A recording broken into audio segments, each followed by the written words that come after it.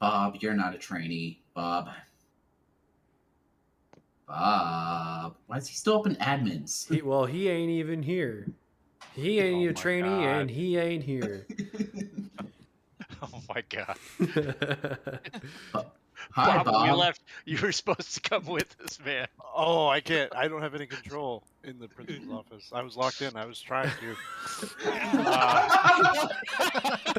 Y'all shut the door and locked him in. That's funny. Bob, they have depends for control issues. Okay. Thank you, Okay, so yeah, Mike. we're doing Mike time, so Bob's here. Mike. All right, Sorry. Prince, Mike. Disarm, Mike. Jenks, Mike. Zap, Mike, Dolby. I know you said he Could be might a be a little little bit late. Yeah, okay. Kirby, Mike.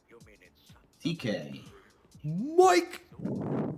Weld said he's gonna be a little bit late. Ion, Mike. Boot, Mike. Grass. Mike. Anybody I didn't name? Tex is present but not flying. Okay. Oh, All right. Hey, here. Then, get oh, a- there's Weld. Weld, just in time. Oh, Say Mike. perfect. What's up, everybody? So, Ray, Hello. you should respond to the Apollo event, and then your name will get called. We love you, buddy. Oh, yeah. Don't listen to him. Ray. It's a psyop. Yeah, Ray. We every week, man. Every event, you got to say accept or not accept, so we know you're here. Cool. No problem. Makes making flight assignments easier. I'm a needy little bitch, I know. You said it yourself. No, it is hard to make changes last minute on that kind of thing. So, yeah, but we got Weld now. We got Ray added on. We're good to go? Missing anybody else? Yeah, we are just missing, well, Flick called out. We're missing Dolby. And I think that was it. Ion is Ion's Ion here. today? Yeah. Yep. Okay. Cool. Alrighty. Ryan. But Yeah. we just did that, if that's what you're thinking. Oh. Yeah. Well, I said like start at 8:35 if I'm not there, and I got here at 8:35. No, well, we're waiting on your mic, actually. Oh, Mike. There we go. It's Groundhog Day, official. motherfuckers. I'm having deja vu. Alright, so... Jinx, before we get rolling, do you have anything? I do not. Okay, Weld, anything from you? No? Okay. Nope. Alright, so what we're gonna actually do is, trainees are doing something a little bit different from cadre tonight, and we're actually gonna run 2 separate briefs. So, basically, all of my students, I need you guys to go down to classroom, further down in the Discord, and then I need, wait, did Creeper not end up? Hang on, I gotta redo something here. Alright, man. My bust. I thought he said, alright, anyway. Yeah. Okay, so all my trainees go down to classroom, and then I need to get my IP assignments figured out. Yeah. I believe in you, Prince. My head is spinning right now. I just assume I'm going. I'm just gonna go. You are going. I'm just gonna you're go. Going. Disarm. You're going. Crap. Dude, does this mean I'm a you're trainee? not a trainee. Well, that was the thing. It was like all the trainees and then the IPs, and like I already knew I was an IP, so I just left. I was like, I'm not waiting. I'm just gonna go. Hello, everybody. Hello. Welcome to the ASMR classroom while we wait for Prince. I think you need a bit of mic if you're gonna be ASMR. No, we've already done the mic check. We don't need to do that again. All right. Can you maybe get in like real close to your mic when you're talking though? Oh yeah. Yeah. Is this better? Is this better? Is this better? Oh, Significantly Was I supposed to do that as well? Or? Everybody think all of relax us and need to enjoy be as I doing this. drink this mayonnaise. Yes, delicious. All right. Anyway. Anyway. Jesus Christ. All right. Bob, what the hell are you doing here? Am I not supposed to be here? No, Listen, go up with go to Prince. the ready room. You know Bob goes where he pleases. I do know Bob student. goes wherever he damn well pleases. These 777 guys, man, I swear to I'm God. a student. You're doing carrier work just with the cadre. Now get the hell out of here. I love you. Goodbye. I would have just kicked him. I wouldn't have even I thought fucked with about it. I thought about it, but he sent me a nice New Year's card and didn't want to just Nah, even though I told him to get the hell out of here. But He's gonna go up there to the other guys and be like, they were mean to me down there. They bullied me out of the room. Imagine He's being 100% right, and maybe he should stop being where he's not supposed to be. He won't get bullied. Ooh. We're all about Anyway. victim blaming here. Anyway, all right, ground school is up. All right, everybody got my stream? no. Yes, Poppy. Papacito. Who the hell is never even say that? Please All right. never say that again. Yeah, I'm uncomfortable. All right, so welcome to the boat. It's week 3. It's time to talk about carrier operations. This is a Navy squadron. Hopefully, you all are aware of that. Pretty straightforward ground school this week. Basic carrier operations, case 1 departure, case 1 arrival. Hopefully, you've all been practicing. This is one of those, reasons you buy the Hornet, and also reasons you sometimes hate the Hornet. So, we'll get some practice this evening. So, let's just briefly talk about the boat. That's it. That's the boat. If you ever, need a reference for if somebody says, oh, this particular location on deck, you have this nice chart here. I mean, just, big thing to know, right? The cats are 1, 2, 3, 4 from starboard to port. Usually you'll spawn, kind of up, just turn the laser on, kind of up here, kind of down here. Just be aware of where you're at and know that we generally use the Washington or the Lincoln. Tonight we will be operating off of Washington, so now you know that. The other thing I want to talk briefly about is just control areas around the boat. If you have played DCS in single player or you've used the carrier AI, it does the it'll give you calls like, oh yeah, you switch between these and then you don't actually touch the radio. If we're operating with the AI carrier, which we don't do a whole lot of anymore, you don't have to worry about switching. But tonight, we will actually have a marshal controller and a tower/paddles. So if you hear carrier control area, CCA, basically that's a 50-mile radius around the boat. And if you're talking to marshal, you're in that circle. So if you're coming back home, you're talking to marshal first. And the carrier control zone is basically the 5 nautical mile radius around the boat up to 2,500 feet. Call sign there is tower. So if you get an update state switch tower call, you would switch to talking to them. So just know that that's kind of what those areas look like. This is not like on the test. You don't need to memorize these things. Flight leads will give you the cues to switch these radios. But I always find it to be more helpful if I am just vaguely aware of things that are going on. If that helps you, awesome. I'm so happy. If it doesn't, deal with it. Okay, so we're focused on case 1 today, and basically these are weather criteria. So case 1 is if flights are not expected to encounter instrument conditions during daytime departures and recoveries, and basically as long as we've got a ceiling of at least 3,000 feet and 5 nautical miles of visibility in the carrier control zone, we can do case 1. Case 3 is either nighttime or bad weather. We don't normally train to case 2. It's something I would like to do at some point in the future, but not yet. But just so you know, for now, we are obviously focused on case 1. So that is the stereotypical daytime carrier operations. So we're going to start with the case 1 departure. What is the proper procedure for a case 1 departure from startup and taxi all the way to getting airborne? So, start up the jet. Get your good comms checks in. Set TACAN to father, which is the boat's TACAN. Good way to remember that is it will correspond in pretty much all cases we use to the hull number of the boat. So if you're on the Washington, 73. Make sure mids and radios are set up. A lot of this is basic jet startup stuff. Rad out to 20. The book says if that goes off, punch out. A little bit less worried about dying for real in DCS, but if you hear that, something's probably going wrong. Make sure your lights are off on the deck. You do not have the lights on. That is something that will get you laughed at across the deck. Oh, he's got his lights on. In exactly that tone over the radio. Verify loadout and fuel. So, again, if you've been playing DCS recently, you've seen all the really cool, like, plane director stuff on the deck. With this many jets, that shit breaks, unfortunately. So just for the sake of our flexibility, we have that turned off.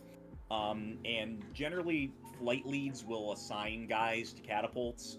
Going forward, we have talked about maybe having, the guy who's going to be LSO or marshal, assign the taxi. But for now, flight lead will just say, hey, these guys are taxiing to this place, and you can just make a call, warfighter traffic 574 taxiing cat 3, whatever boat you're on. Follow the director and hook up. Once you're on the cat, run your takeoff checks. That checklist should be on your DDIs. Make sure that you've got that pulled up. Don't worry about lights. The lights should be off during the day. Verify the weight and what power setting you're going to use. Flaps to half. Wipe out the controls before you salute. Run the power up, run the stick all the way through, pedals back and forth, look out both sides, make sure the controls are doing the things you expect them to be doing. You laugh and think, oh, that's a real life procedure, but one time I took off without the stick connected. I had the pedals connected, I did not have the stick connected, and that takeoff was interesting, because I was lazy and didn't wipe out the controls, I died. So, I'm dumb, don't be like me. My curves constantly get fucked up too if I don't wipe them. Yeah, Yeah. Make a clearing turn, don't die, rejoin on your flight lead. So, here's some departure configuration stuff. Here's what your trim should look like based on your gross weight. 44K and below, 16 degrees nose up. 45 to 48, 17 degrees nose up. 49 and above, 19 degrees nose up. This should be in the kneeboard cards that we have through OMM, confirm that, but this information should be there. You also have this engine power chart based on gross weight. If you're below, if you're at 44 and below, nope, why did I do that? You can take off in mil. 44 to 45, you can take off in mil or burner, your discretion. 45 and above, in burner. And exterior lights are off. The position light is off, the formation light is off, the strobe light is off, and the taxi light is off. Don't turn them on. Quick question. Mm-hmm. Is DCS still set up to where you can only salute in full afterburner? It works full mill. It should work. Yeah, it should work full mill. For some reason, I keep rebinding my salute button, and that button only seems to work in blower. I don't know why that is, but yeah. It definitely works in mill power, unless you have some weird config issue going on, like Prince clearly has. But I'm sure that I do. I'm sure that I do. I can salute it idle. I wouldn't recommend it, but you can do it. I was going to say, Prince, say the thing. DCS is a perfect game. Oh, yeah. DCS, the AAA title. Yeah, that one. Okay. All right. So, once you're airborne, perform the clearing turn. 20 degrees port or starboard of BRC, or base recovery course, which is the ship's heading. Then back to BRC at the 20-second mark. You'll hear 20 for 20, right? So if I'm on Cat 1 or 2, clearing turn starboard. Cat 3 and 4, clearing turn port. Don't screw that up, because as the IPs can tell you, we've never had somebody's brain go stupid and then mid-air a guy right off the cats, right? That's never happened before. I've never done it. Yeah, you've never done it. I've never done it. I know of someone who has done it. I will not name names for the sake of the innocent. Well, they're not innocent, they're guilty, but that's neither here nor there. But at any rate, 1 and 2 clear starboard, 3 and 4 clear port. After the clearing turn, 500 feet, 300 knots until 7 miles. Then, go do the thing. Go kill people, break their toys, rejoin on your flight lead, do the thing. Question. Mm-hmm. That is rad alt or barometric alt? Should be the same. Yeah. Should be the same, but I leave it in Rad Alt off the deck, Obviously. but yeah. making sure. Honestly, especially when we're doing boat ops, I leave that switch on the UFC in Rad Alt, and I never touch it, even when we go inland, unless we're landing at an airfield. I agree, but it's because not. Rad Alt will be used for I agree. everything Rad Alt. I agree. It's just that it's not in here. So I just want to make sure everybody's aware it's Rad Alt. And if you don't know where that's at, we'll get you to it. It's pretty cool. It's in the name. I'm still trying to figure out where I'm at. Well, All right, you see, I so still you're don't on know a where I'm boat. at. Stop talking. I love you. You're allowed to talk whenever you want this. All right. Anyway, yeah. Here's what the departure looks like. That's the thing. All right. Any questions on the departure? It's pretty straightforward. But if you have a question, my saying that might make you feel stupid, and you shouldn't feel stupid. So please ask it. So, Prince, we're not putting strobes on at the cat, or once we're in there, we're keeping him off the whole time? Once you're in the air, you can turn them on. But I believe per SOP we don't turn them on a cat, which maybe we should make that change. Because now that you point that out, that should actually be in there. I will talk to the boss about that. But in the air, yeah, usually I'll hit it once I'm airborne. We have to be careful. Copy. Sorry, that's a very good question. I don't know proper SOPs. I don't know Any what's true or not. any other departure questions? If you are saluting off Cat 1 and 2, and let's say you hit your 7 miles, do you have to turn right or can you turn left? No, you can turn wherever you need to. Just scan the pattern, make sure nobody's, you're not going to hit anybody. Okay. I thought that was it, but I actually didn't know, so I wanted to know. Just a second here. Okay. So, let's talk about Case 1 recovery. So, how does the recovery flow from the stack all the way down to the deck? How do you land? What do you do if you miss the wires? So, let's talk a little bit about the Marshal stack. Again, for the moment, you'll be doing this with your flight leads, but if you're by yourself on the playground, it is good for you to know how to do this, and, I'm sure we all want to upgrade the section and flight lead someday, so, good to know this. So, tune your tack and to whatever the boat is. That says Roosevelt, back when we were using the Roosevelt, so for the Washington, 73. Make an inbound call no later than 50. Again, this is back on Carrier Freak when there was only one of them. You would do this on Marshal. Set your course needle to BRC. Marshal will give you that information. So you'll set the course needle to BRC. At 10 miles, you'll make a CU at 10 call. Make sure your altitude source is on radar. Rad out to 450 or as desired, kind of whatever reference you like to use. Hook down indicates recovery. And if you're the only flight in signals Charlie, you can go straight to initial, but otherwise descend and join the Marshal stack. What the fuck is that? So, if you look at this circle here, that green circle is the Marshal stack. You see position 1, position 2, position 3, position 4, flowing in that counterclockwise circle. The boat's at position 1. Position 3 is across the circle from the boat. So basically the idea is you are flying around this circle approximately 250 knots around a standard rate turn until whatever point you are going to be descending. Now, when do you do that? So you're in that turn and you enter the stack at the lowest available rung. So we start those 3,000 feet with 1,000 feet of separation for each flight. So if I'm the first flight coming in, I will come in here, I will join the stack at 3,000, and I will come around. If I'm the only flight and I'm entering here, I'll basically just go around the circle until I get to 3, then I will commence, and you see how that takes me to the boat. What if I see a flight there already? Well, if I see one, I'm going to stack up 1,000 feet above him. So if that guy's at 3,000, I'm going to take 4,000. If I see 2 flights, I'm going to stack up above that, okay? So that is sort of the idea. You enter at the lowest available rung, and you can tell which one based on the number of jets there. 5 nautical mile circle, and when you get a Charlie signal, you can call commencing from here and actually make that commence. Anybody Just to know? Yeah, go ahead, sorry, Zach. just to interject. Marshal stack starts at 2,000. The picture says 3,000, but the other slide says 2,000. Yeah, the other and slide it starts says at 2,000. Yes, I You beat me promise to it, I'm Zach. not actually fucking stupid. I have had a day, so it's very good that I'm on the platform and not flying tonight. Yes, 2,000, and then 1,000 feet up from there. Yes, sir. So it says approximately 250 knots. What is the appropriate speed, and how do you find it? Anyone? I don't know. No.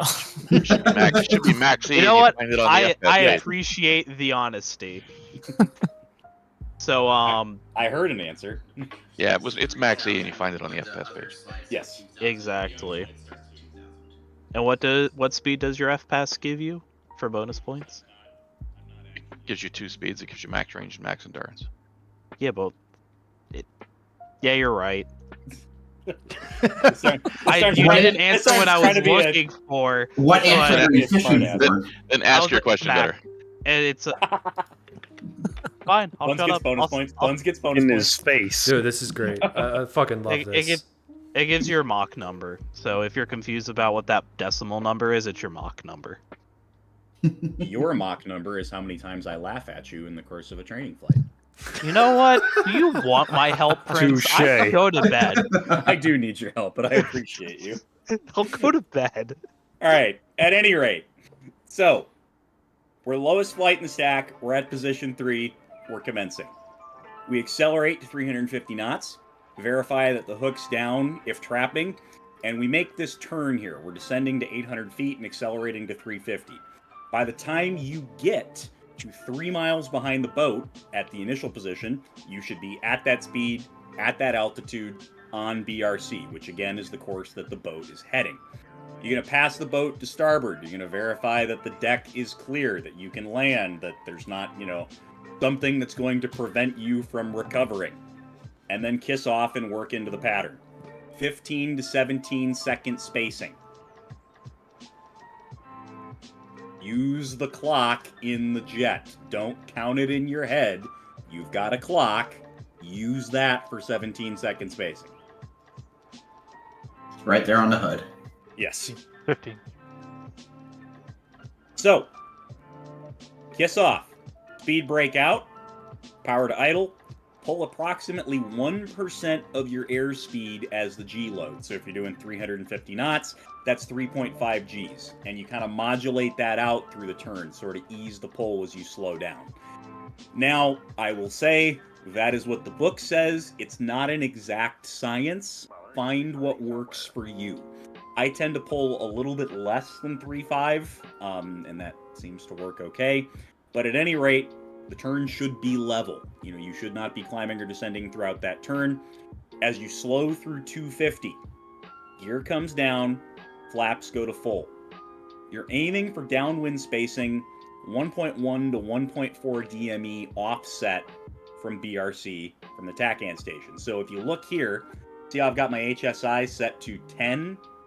The left wing of my little plane icon is on that line, and I'm at 1.2. That is a good spacing. Aim for that. Usually we're nice and we put a destroyer at about the right spacing as well to give you a visual reference.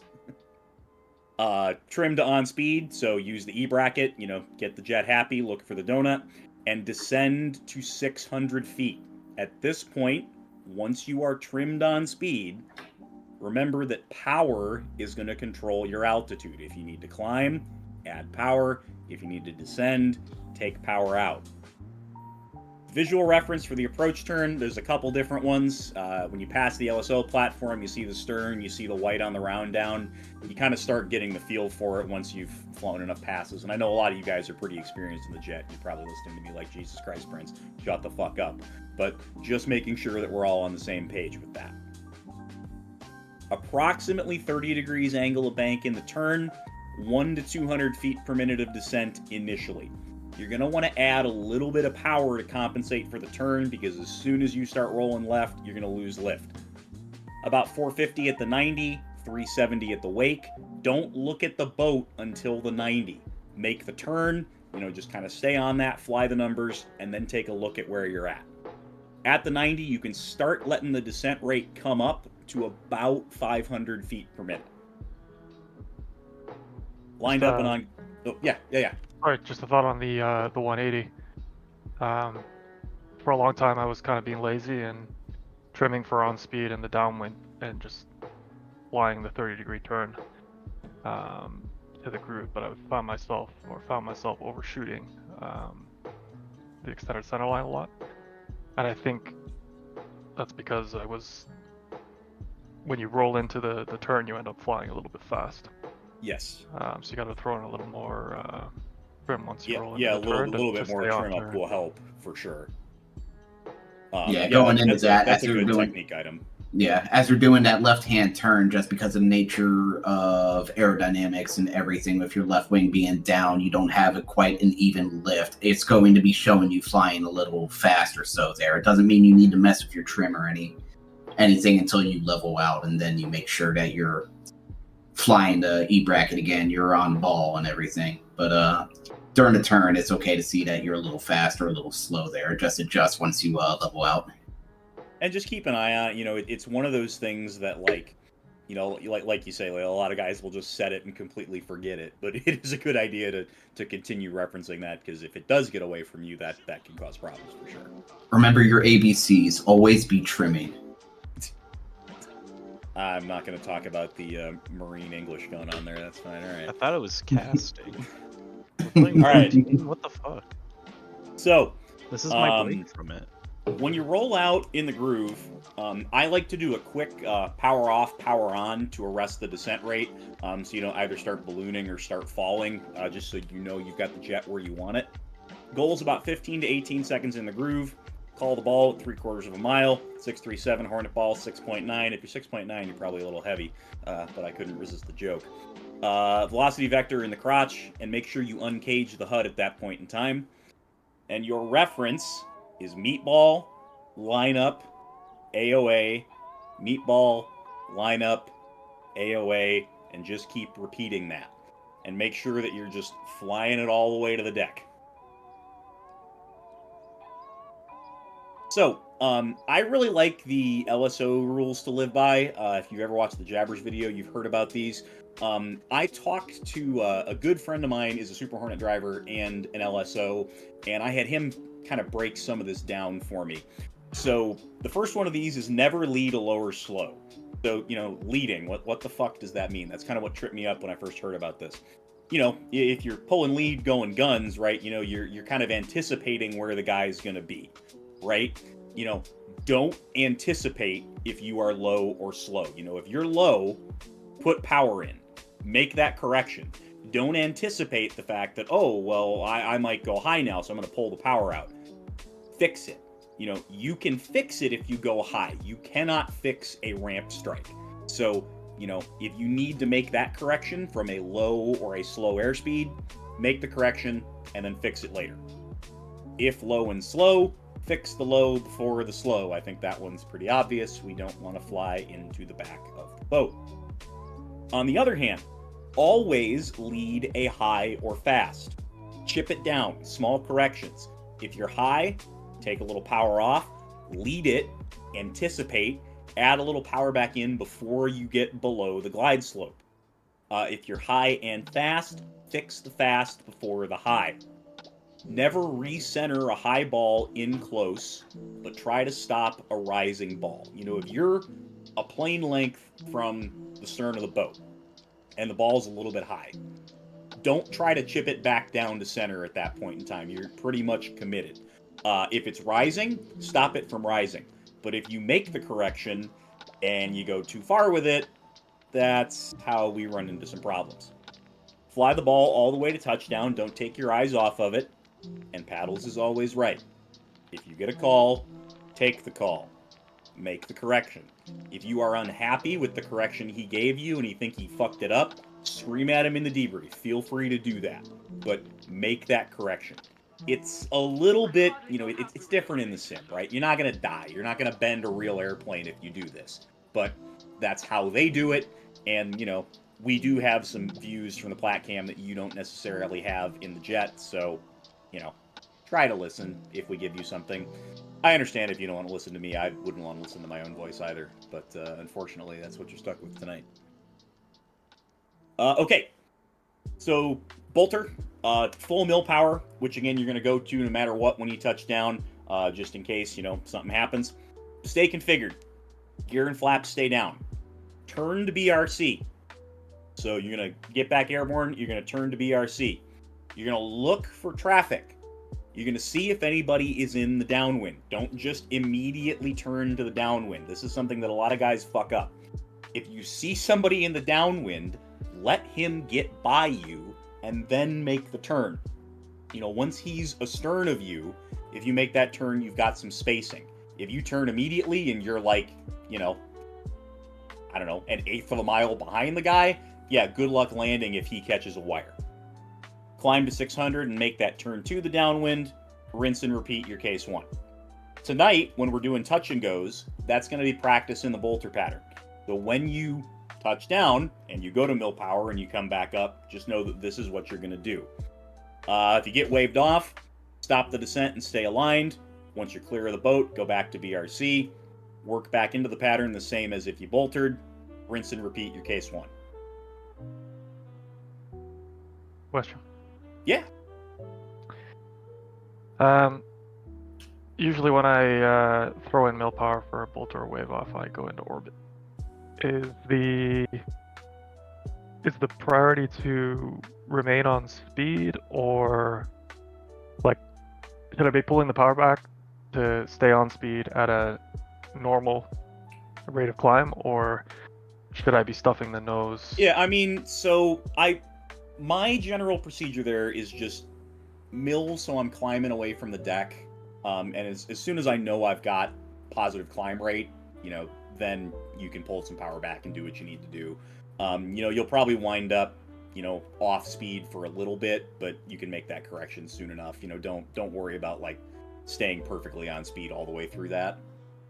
Yeah, very important here, and you brought up a good point, is that fly the jet to where you don't exceed 600 feet, because we had an incident just this past cruise where I was in the overhead at the time and somebody else was boltering and they climbed through 600 as they were turning back to the downwind, and we almost hit each other as I was starting my turn. So that's only 200 feet of separation, which is really not a lot in the first place. And if you blow through 600 climbing up, you will come very close to the people that are in the overhead if they're there.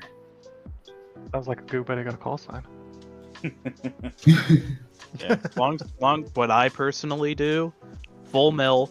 Okay, I cleared the boat. I'm not going to hit the water.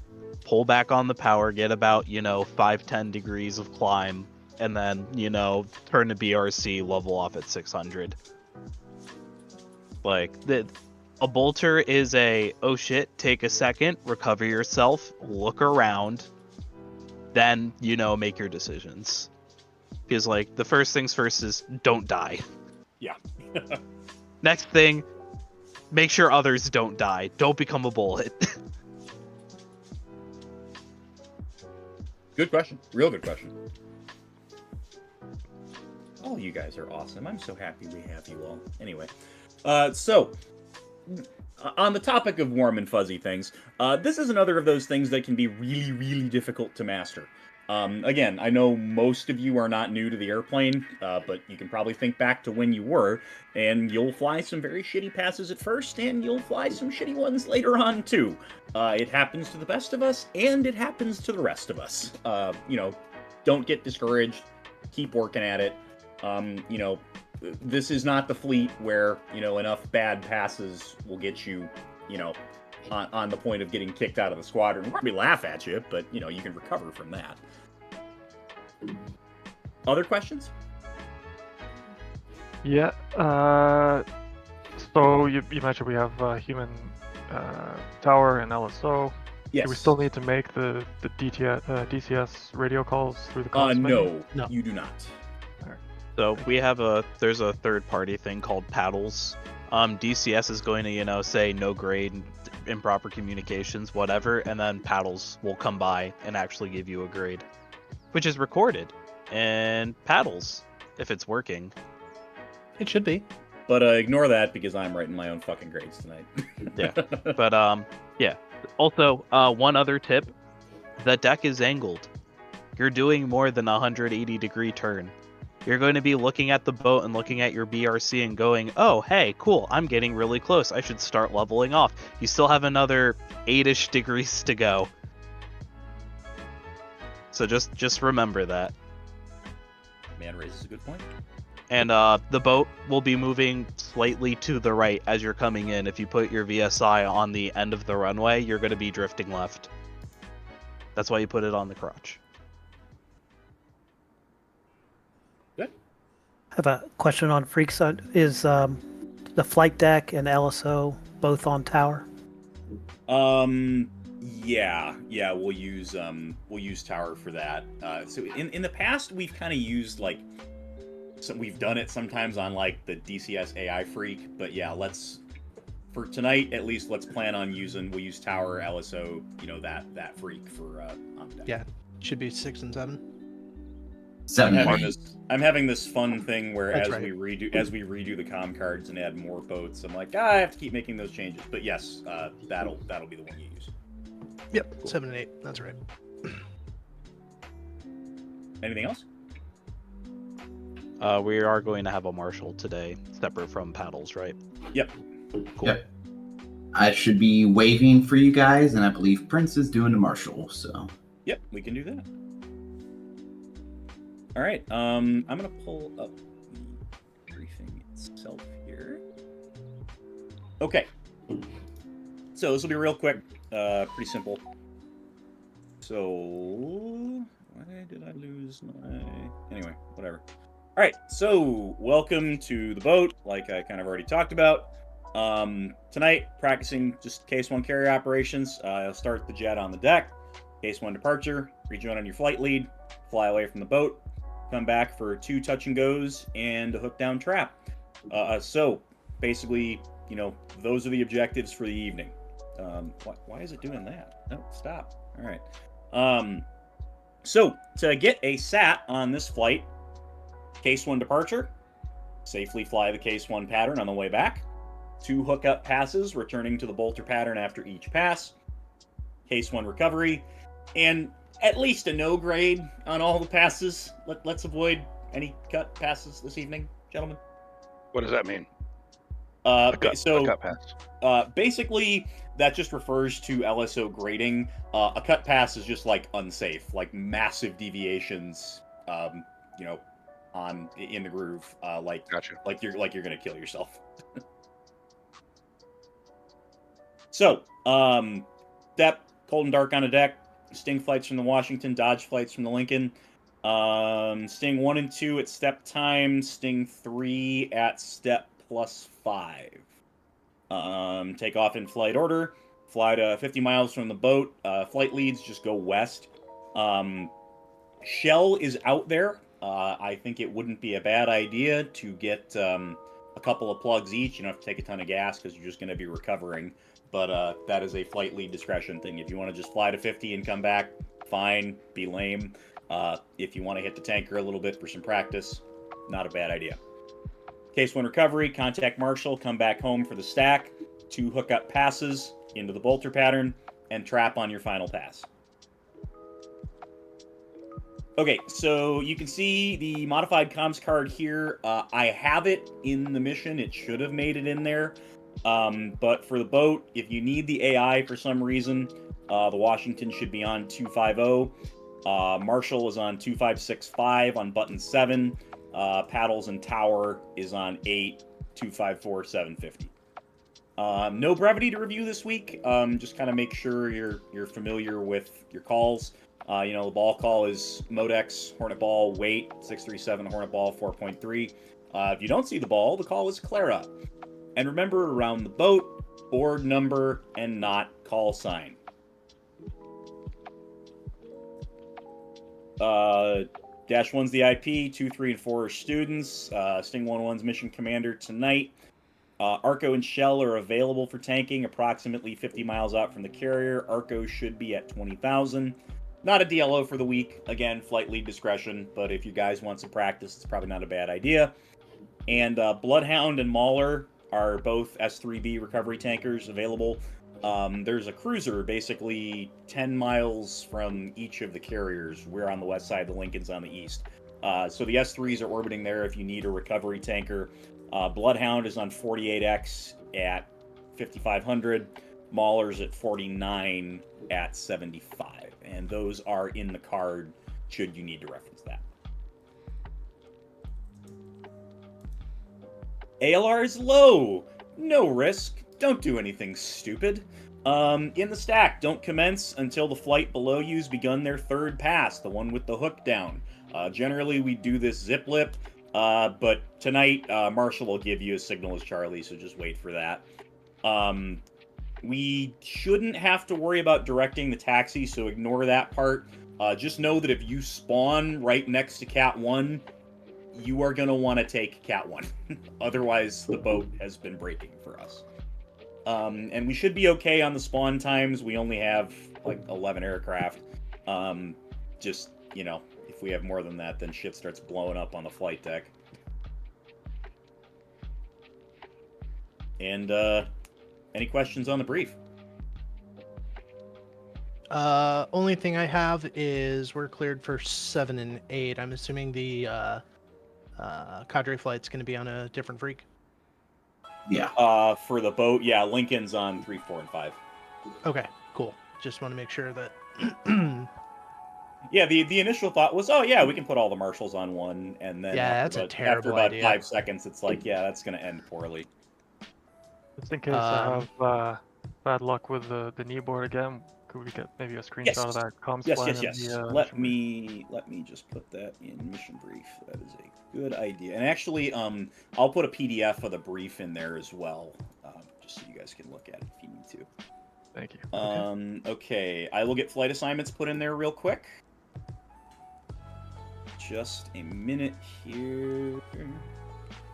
Hey, Prince, is mission time sensitive?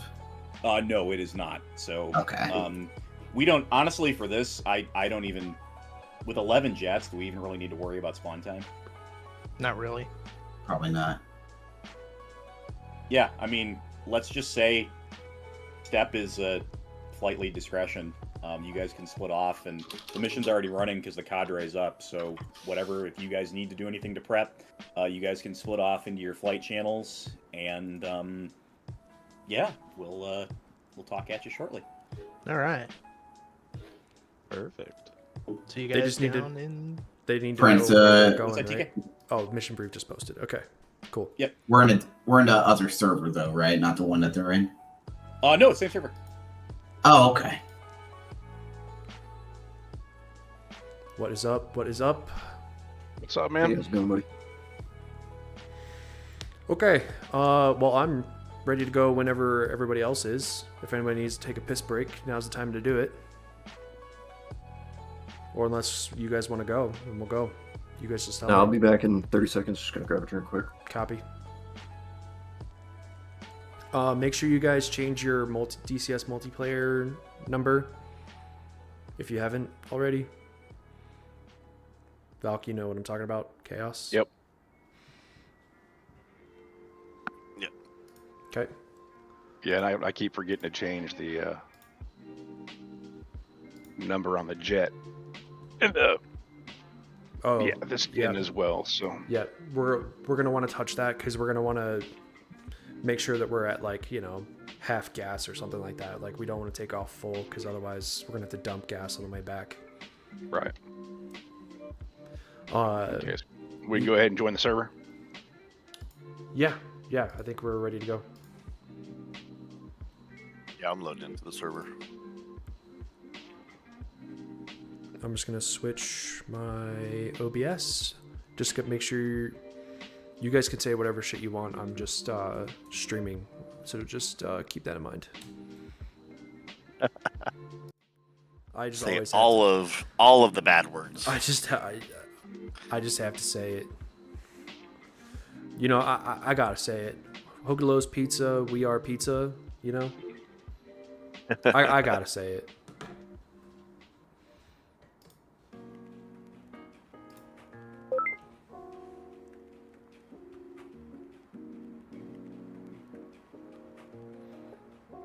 Are you guys wanting to go to the tanker and we'll just grab like 2,000 and come back? Sure. Just get a couple plugs. The more you do it, the better.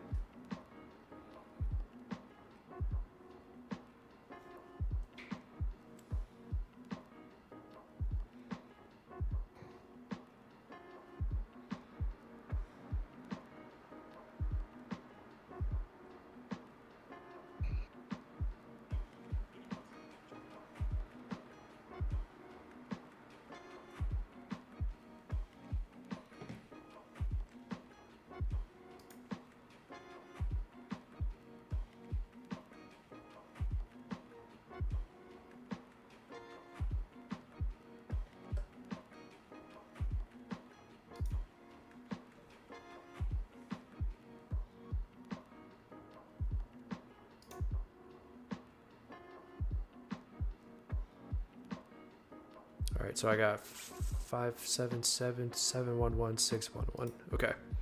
I just have to remember who I'm holding hands with. That's always the difficult thing on the mother call. Right. Ground crew. Okay,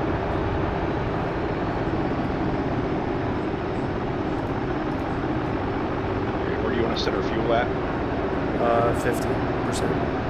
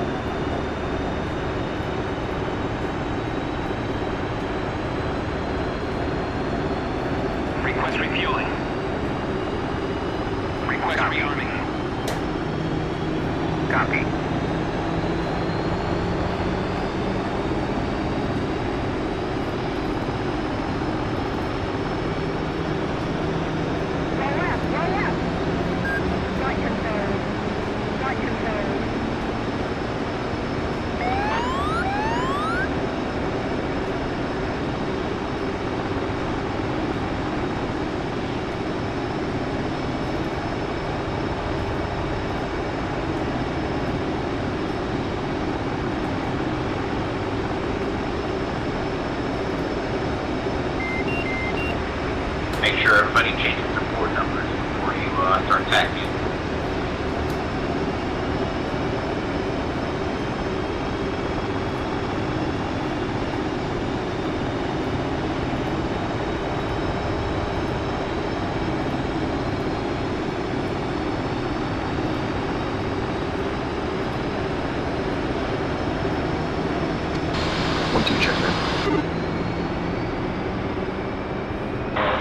Lincoln?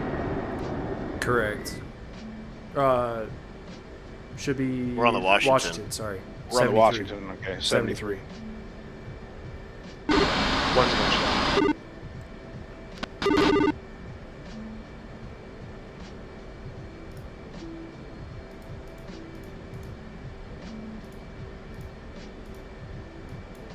That's 11.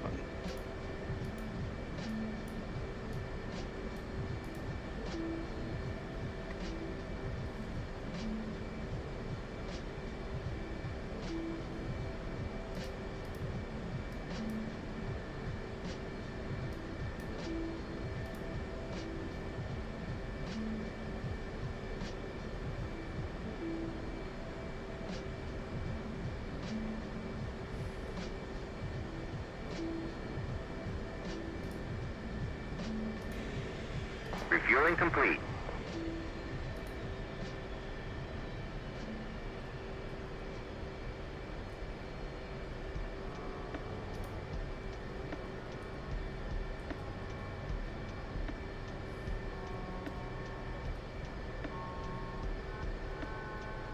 Oh, ignore that. Fat finger. So we're on 6 and 7. Mids 1 and we can just use 2 and 3. We can really just use 1 if we want to. Rearming complete.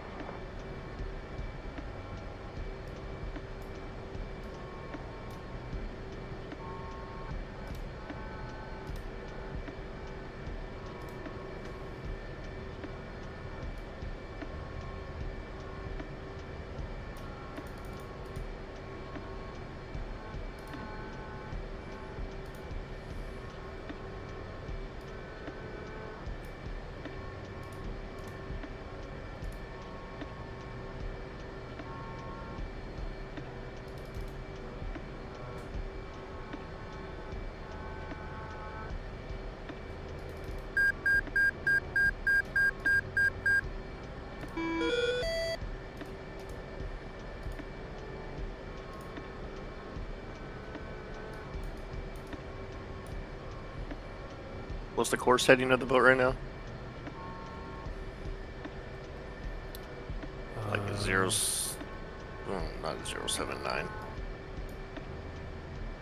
It's like a 350. It's a 349 according to the map.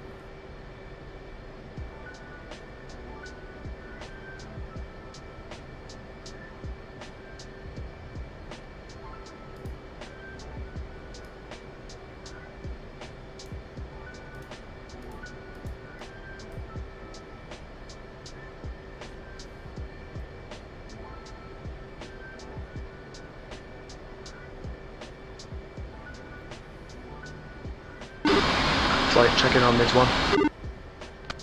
2.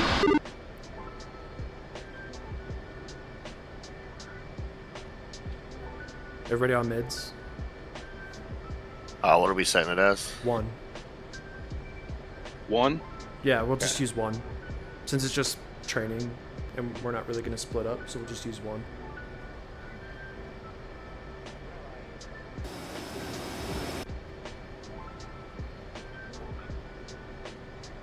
Well, we're on button 6 for the radios. Yeah, but I was going to call that on mid, so just let's get mid set and then we'll start calling everything from the jet. Okay. Check in on mids 1. Mids A on channel 1. 2. 3. Alright, 3.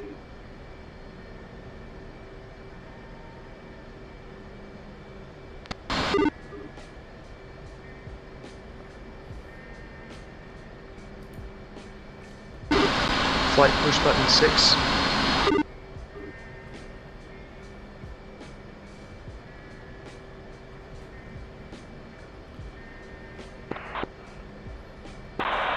Sting 1, check in on button 6, 250 in the red. 2. 3. 4. 1's green. 2's green.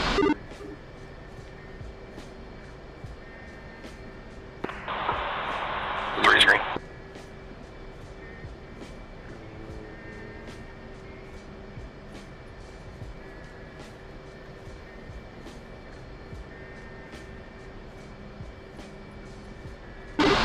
Make sure you check radio that was on the Radio Freak. So I'm having some comms issues here. I've got things not going through my headphones, going through the actual speakers I normally use. So is that on 1? That is on 1, you are correct. 3. And then that one was on the radio. That was on, yeah, probably button 3. Or that's on radio 2 on your UHF. Check SRS and check to see it's not trying to output through speakers.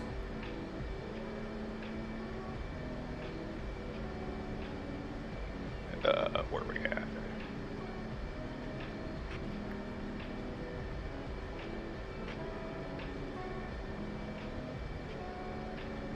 Yeah, do I need to disconnect and then reconnect? Only from Just SRS. check your output settings on SRS. Alright, give me just a minute.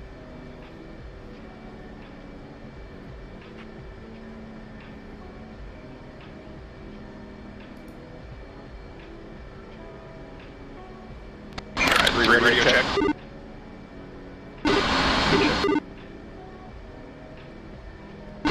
Yeah, I got you 5x5 on midday. Confirm 5x5. Sounds better to me. I don't hear myself back into your mic on Discord.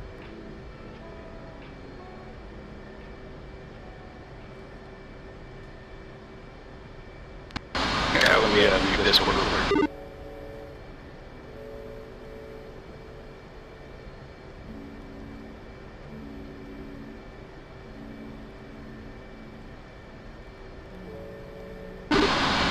Y'all don't hear me double, right? You only hear me on mids. You don't hear me on Discord, right? Correct.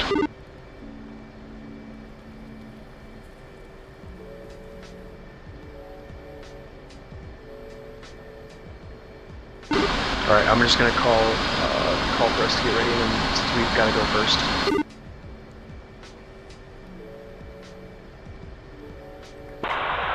Warfighter traffic, Sting 1 requesting taxi to Cats.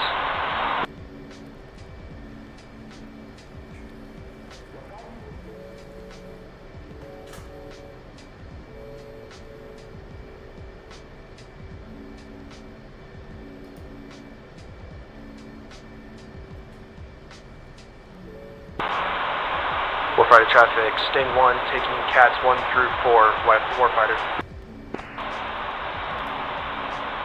Prince, 564. Remove the wheel chocks. Say again, Prince. Copy. Just to confirm, you want us to be using button 8 for taxiing calls on the boat as well? Affirm. Copy, thank you. Alright, I screwed that up. Moving over. Push button 8. Warfighter traffic, Sting 1 requesting taxi to catapults 1 through 4, Warfighter.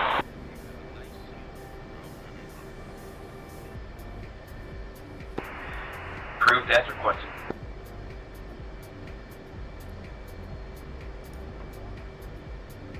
Alright, I'm rolling. 3 rolling, Cat 3.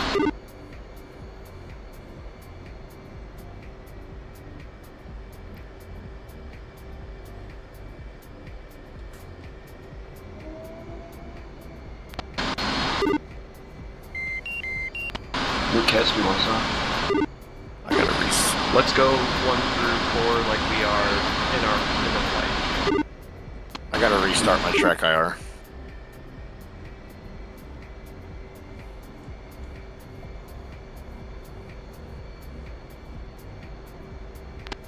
Alright, 3 taxiing to Cat 3.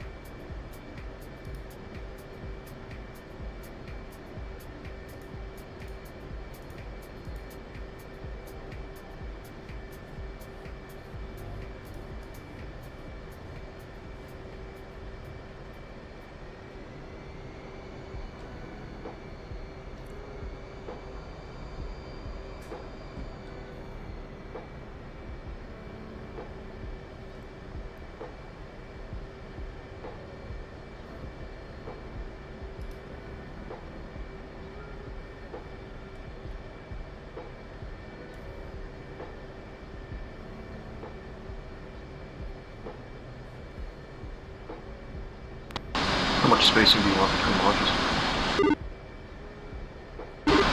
5 seconds.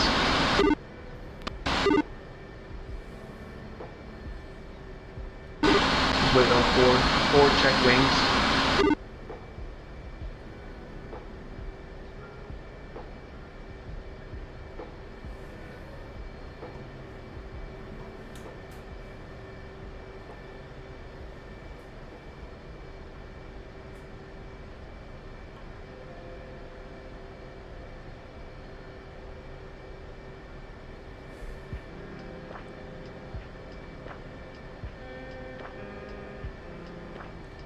Alright, so we're going to do check. I know this is probably stuff you guys already know, but I'm the IP, so I'm just going to go over it, right? Checking trim, checking weight, go through the checklist on your DEI, alright? Just make sure everything's set, that way you don't pull a Davy Jones locker in your brain, alright?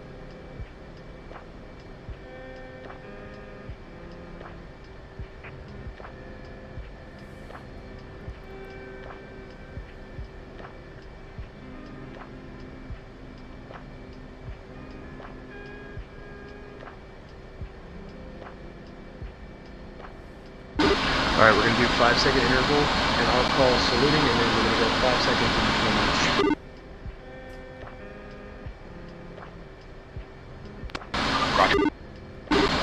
Alright, 1's good. 2. 3.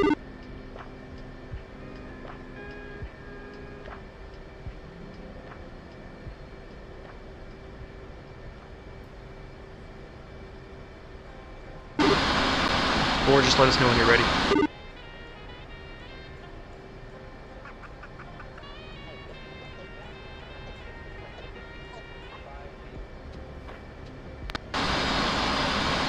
Can you hear me on this one?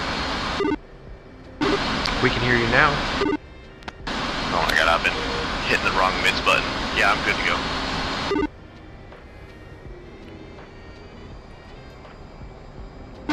Alright, 1 is saluting. Sting 2, check in, button 8 in the red. 2. 3.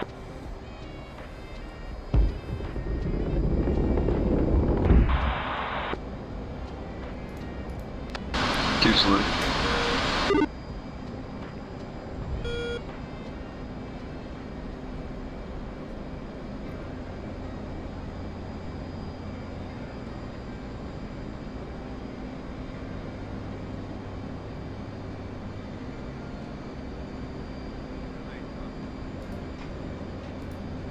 Three is saluting.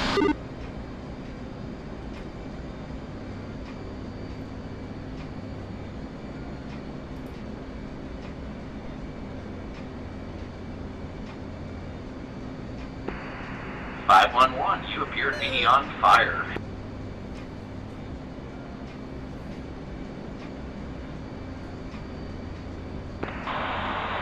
Sting 2, Sting 3. Yep, Sting 3.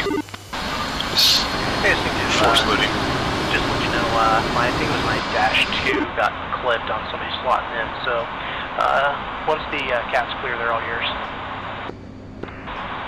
Roger, we're just waiting for some technical issues, and then we should be back shortly. Copy that. Sting 2-4 checking comm on channel 8.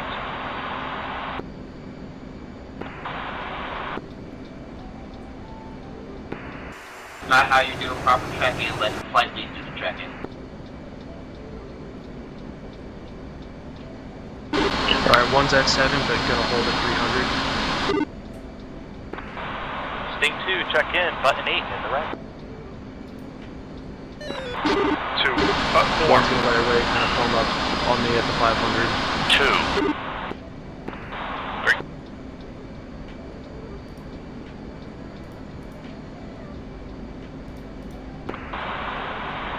1, 2, or Sting 1, Sting 2. Go for Sting 1. Do you have an ETA on when your guys can be ready? Sting 1 is off. Boat. Copy that. Warfighter traffic 564, 762, 664 and 771 taxiing the cats 1 through 4. Warfighter. Approved as requested. I screwed up that clearing turn. I'm inside of you. Well, I think it's well. I have visual. Yeah, that's off. That's you off my right shoulder. Right. Affirm. Yeah, I've got you guys 5 miles behind at our 7.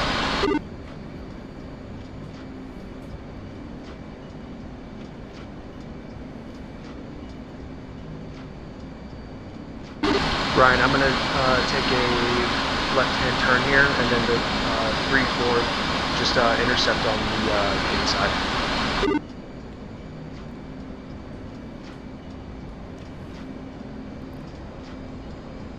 You guys are coming to us. Making a left-hand turn, so we just intercept the come in on the inside of the turn. We should be okay.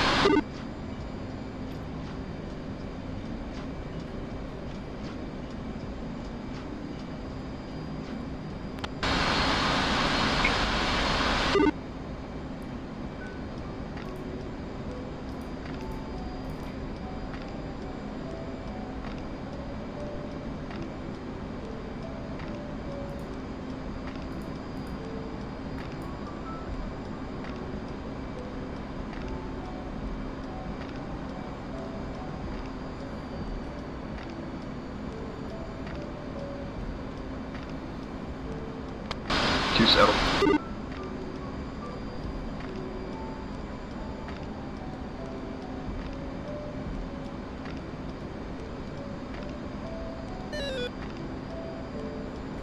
I have visual at 2 o'clock.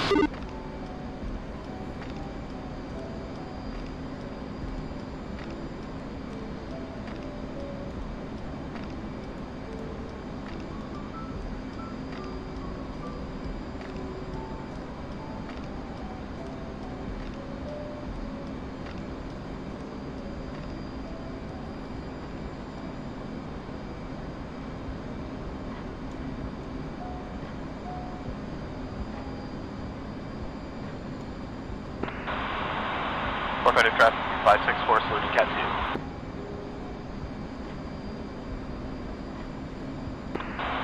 Warfighter traffic 762 saluting cat 3.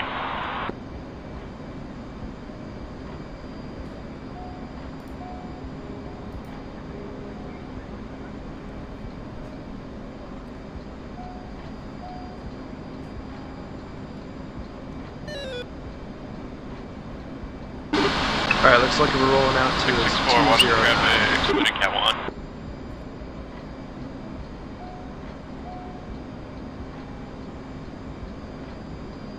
Alright, what's your speed in the box lead?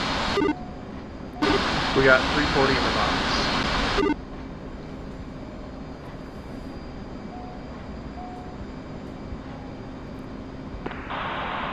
Warfighter 771 salute cat 4.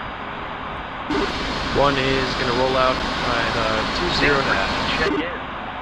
25475 and the red.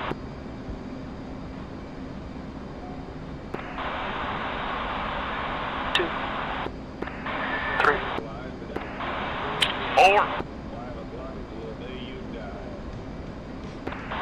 Warfighter traffic 523 511. How are we looking back there? 744 617 taxiing cat 1 through 4. I'm coming up on you guys. Are we in the left one or right? We'll just be in combat formation, so just come back in on the right wing.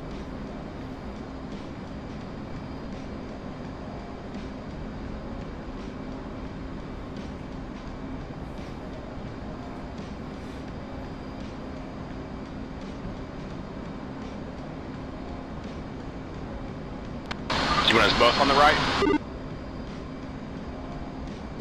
Yeah, 3 will go to my right, and then 4 will go right of 3. 3.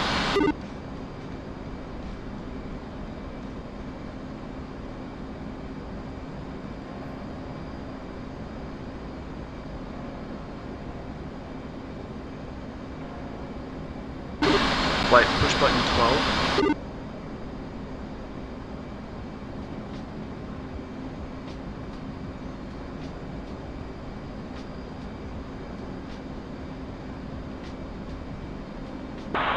Sting 1, check in 246 in the red. 2. 3. 4. 3 saddle starboard.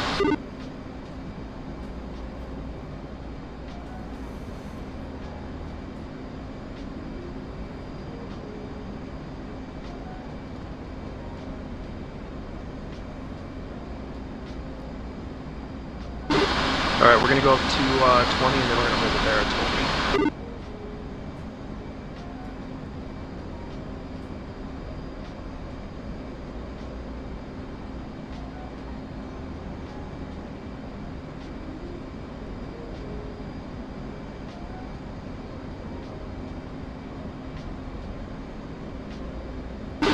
One's got the tanker at 1 o'clock.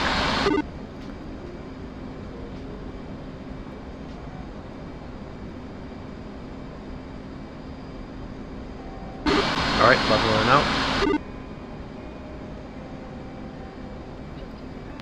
Is this Arco? This is Shell. Shell.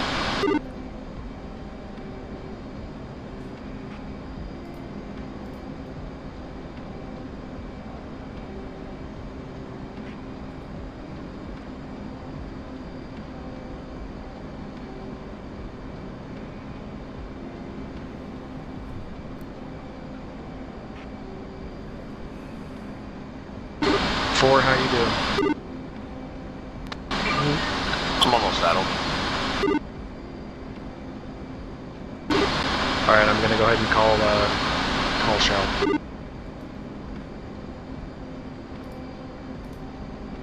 Shell 111. Request rejoin.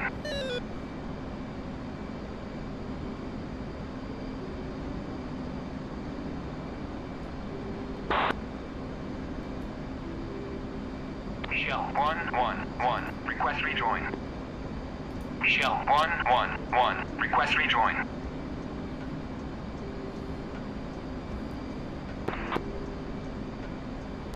Yeah, we can meet it early.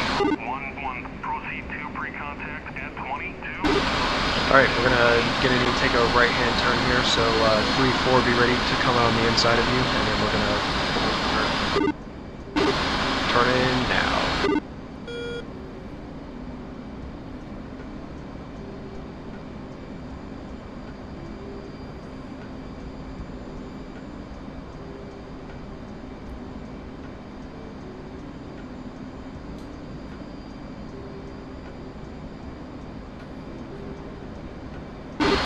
Not the best intercept, but I wanted to give time for 4 to kind of connect with the flight before we made that turn. Yep. I'm with you guys. All good, man. This ain't even part of the DLO. Check in button 12 in the red. 2. 3.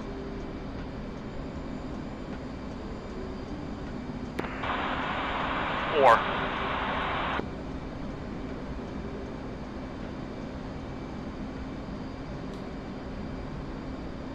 Shell 111. Request rejoin. Shell 1-1, proceed to pre-contact at 22,000 at 28. Alright, gonna roll out 320s, coming up in 2 seconds here. Request rejoin. Start the rollout. Shell 1-1, proceed to pre-contact at 22,000 at 280.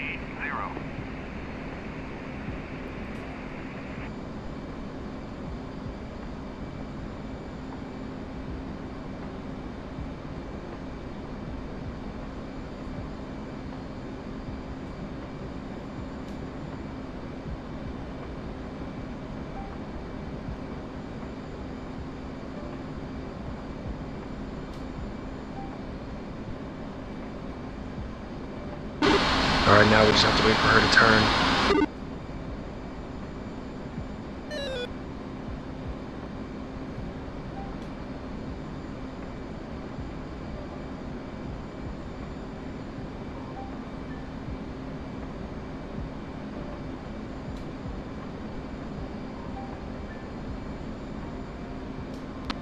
Just saying, if Sting 2 beats us in there, I'm never gonna forgive you. Alright, yeah, I mean, let's bump it up. Let's go to 400.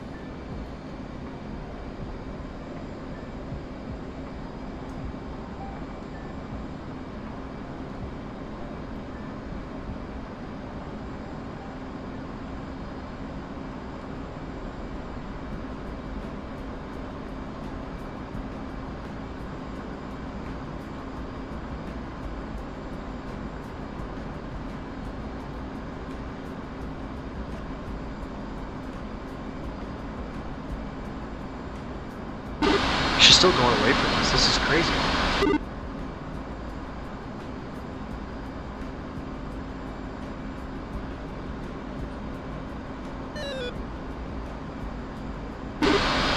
Alright, another right-hand turn here, kind of get us a little bit better. So 3, 4, 5 at least. Right-hand turn, ready now.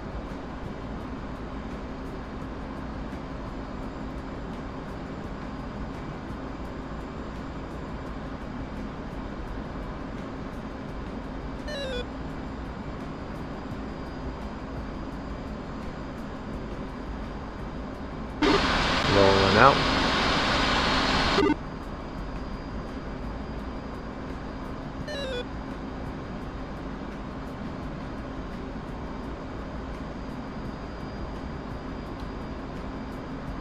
Oh, I see those sons of bitches. They're off the 1 o'clock.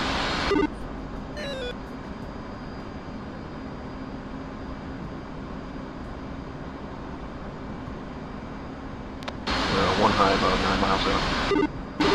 Yeah, I got it.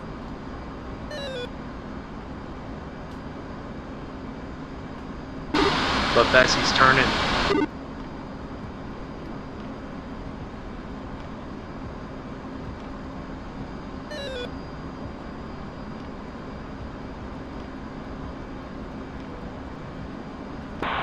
Sting 2, Sting 1. Go for Sting 2. Yeah, we're behind you at your 8 o'clock low, about 9 miles behind you. We're letting the tanker turn into us. Roger, I've got you in sight. We're not going to stay plugged for long, and then we're going to head back to the boat.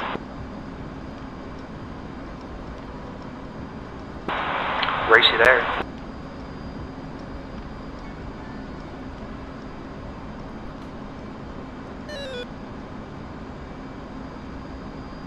Alright, we're gonna have to kind of come back in and to it a little bit. So let's take a 360 heading right-hand turn to kind of help us here.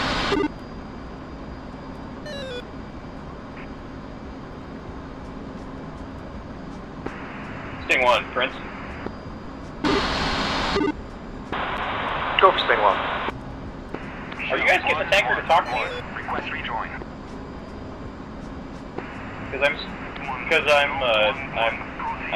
I'm seeing that the briefing has it labeled as something different than what F10 says. Is it responding? A firm. Okay, cool. Just panicking briefly. Thank you. Shell 1-1, proceed to pre-contact at 22,000 at 280.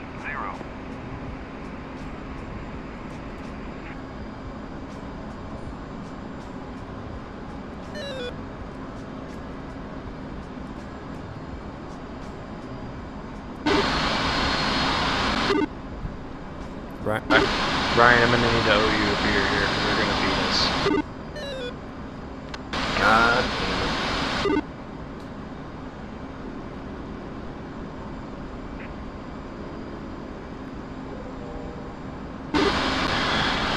Alright, slight left-hand turn. Get an interceptor ready now.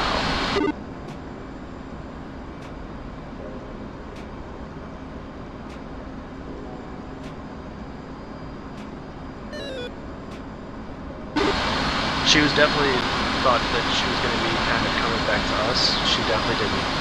She definitely did not come back. She's secretly an Argentinian plant. She definitely didn't come back like when my dad went to go get milk Yeah, okay. Only difference between now and then is I could not run the dad's Hellcat.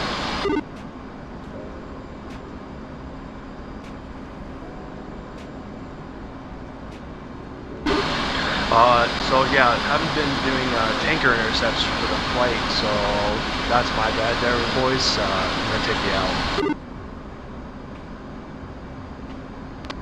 So learning experience for always.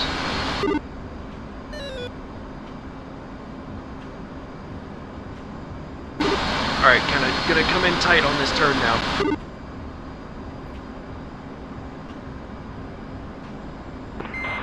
Sting 3, check in 246 in the red. 2, 3, 4.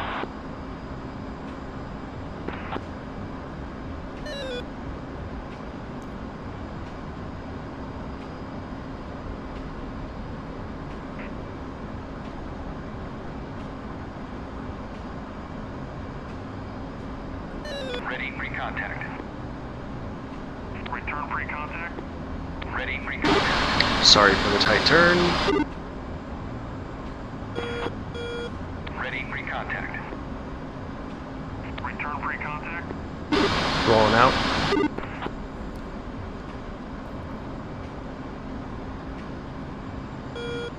Coming up the gas. Return pre-contact.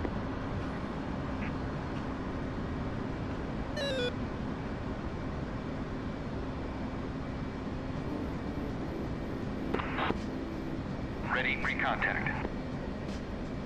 Cleared contact. Get that asshole down line or look through there. Visual.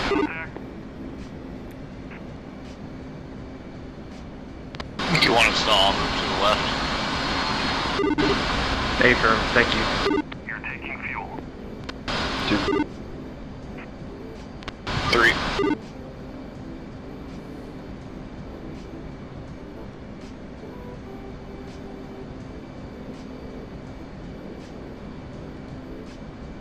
Contact.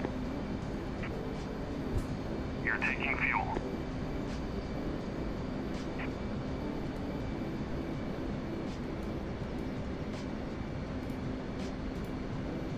Shell 111. Request rejoin.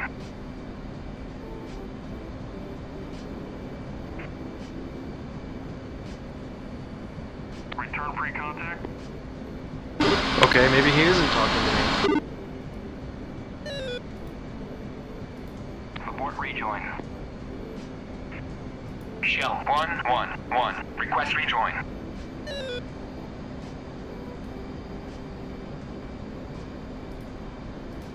Shell 111. Request rejoin. Shell 11. Proceed to pre-contact. There we go, we got it. At 280.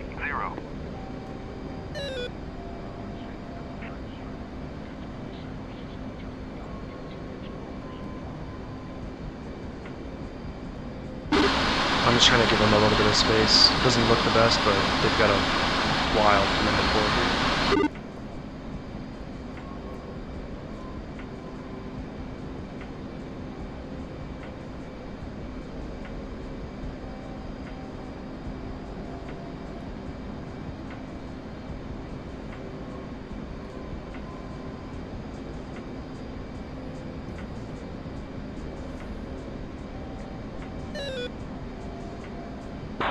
Sting 2, stick 1.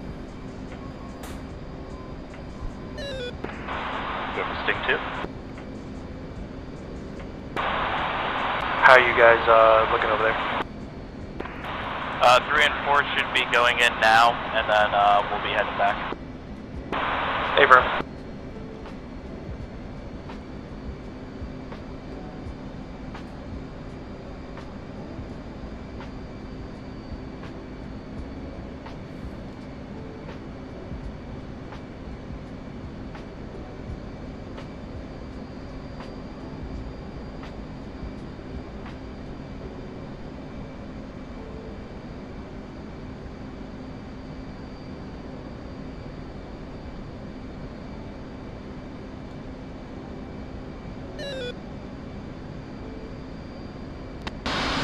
correct me if I'm wrong, Lee, but it's down, back, over, up, forward.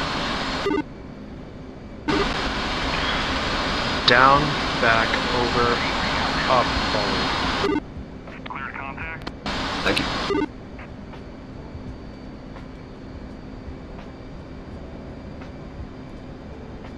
Contact. You're taking fuel.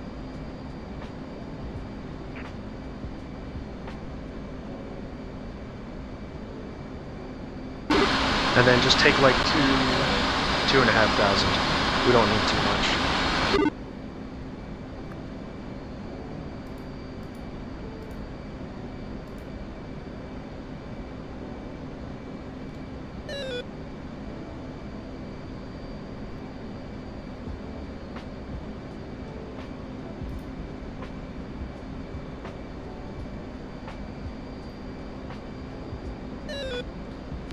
You want us to gas up to like 6,000? Yeah, it's probably a good number. Right about 6.5 maybe.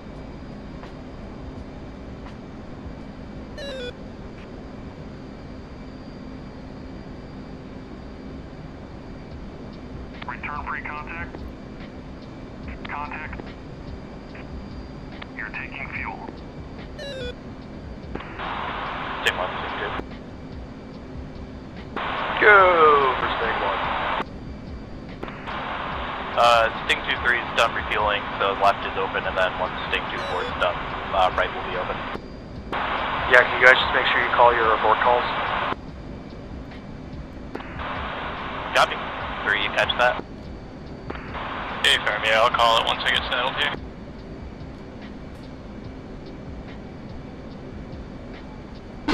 Alright, we'll just kind of go in order here. I don't think we're any much different on gas. Return pre-contact. Abort rejoin. You're taking fuel. Left basket should be good. For complete. Disconnect.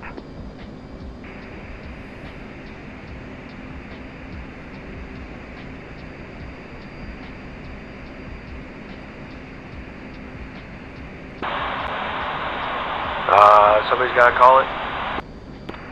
Yeah, I told him. Alright, Sting 1 is moving over. Shell 111. Request rejoin. 1 Shell 11. Proceed to pre-contact and abort rejoin. 80.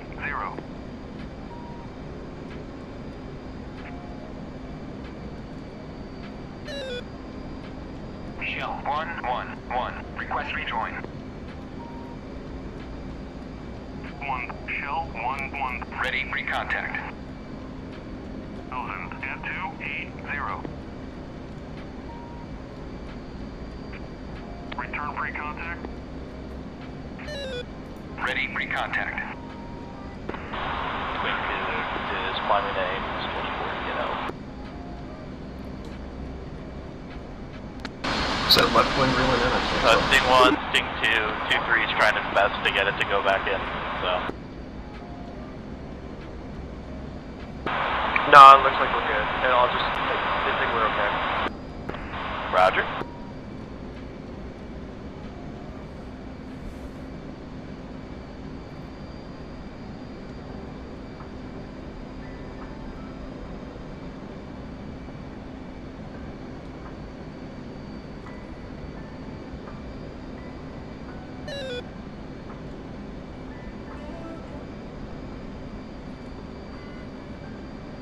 Contact. You're taking fuel.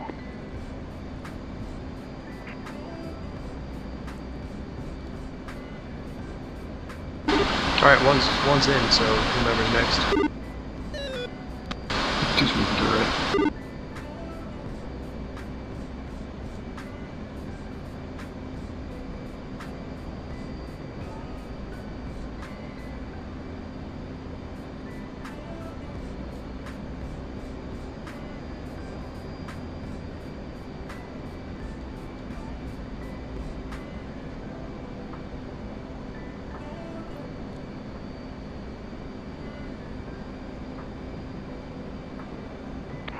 pre-contact. Cleared contact.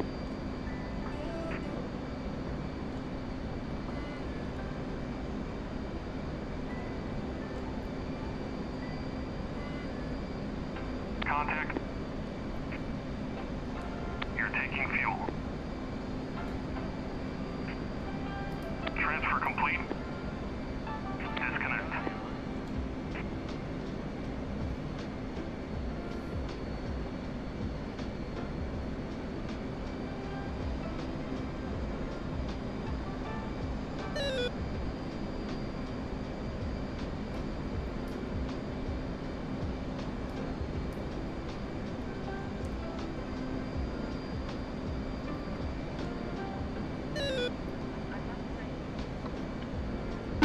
Two, go to like 6,500, so you can take on a little bit more while you sit here.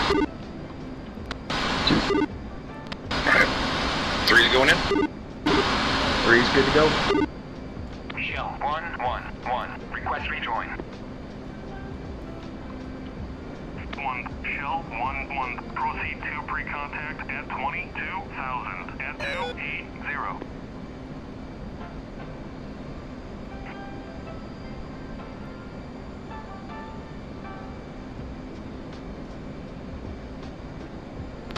Two's coming on.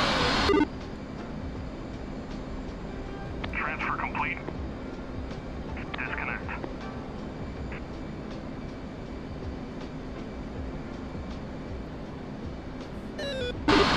Four is good to slot.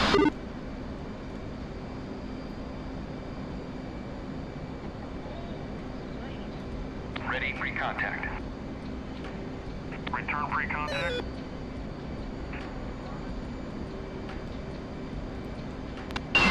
Four's moving right. Ready pre-contact. Cleared contact.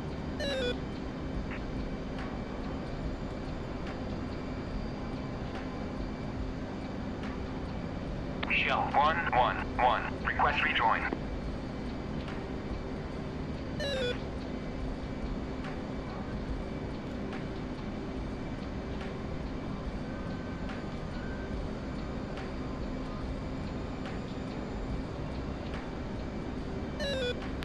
Wow, this thing don't want to talk to me.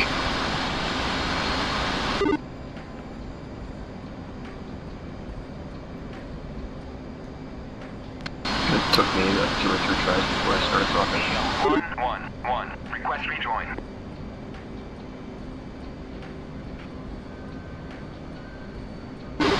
Make sure you're using the radio 2 instead of radio 1 for the push.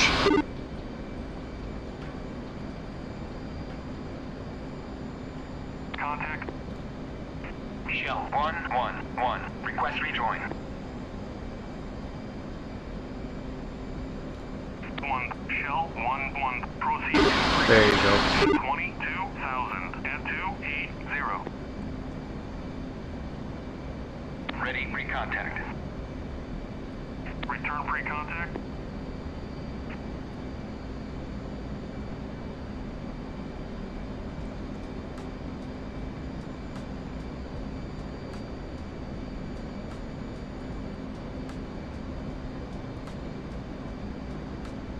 Oh, I'm drifting. Ready pre-contact. Cleared contact.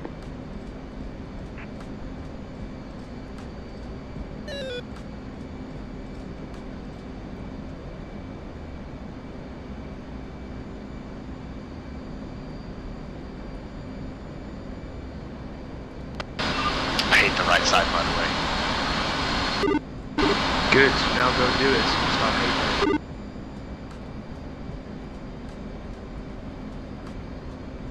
Transfer complete. Disconnect. 3's off.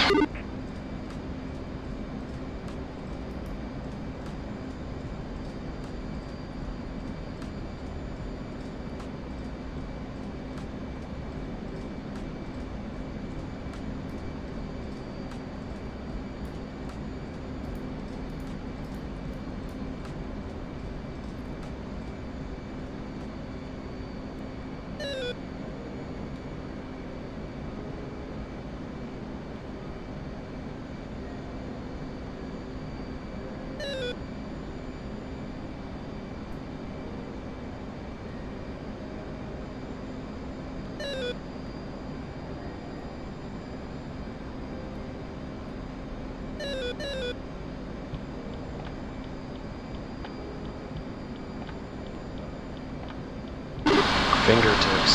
Fingertips only. Fingertips only.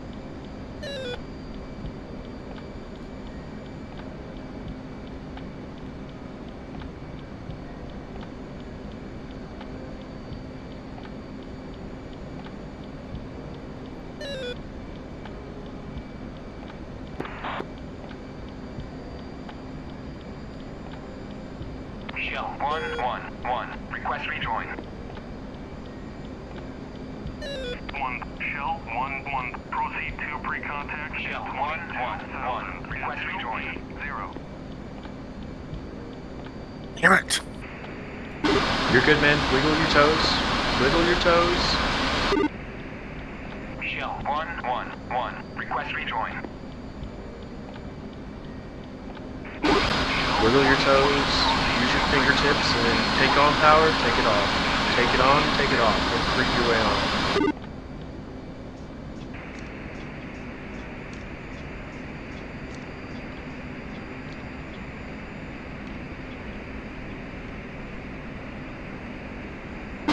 Look at the pod, not the basket. Shell 111. That was a perfect lineup to frame that bitch in there.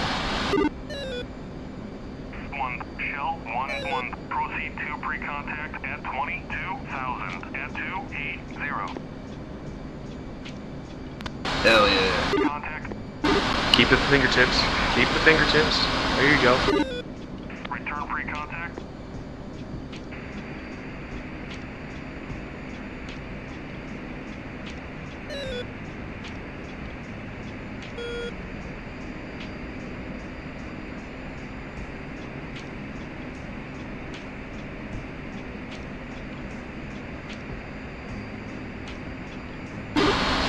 Just creep it on. Creep, creep.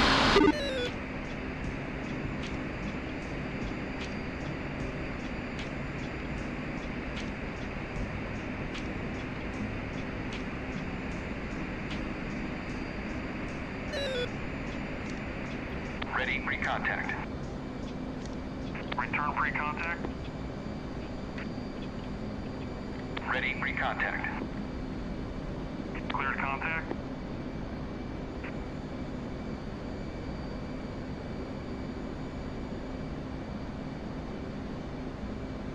Too much.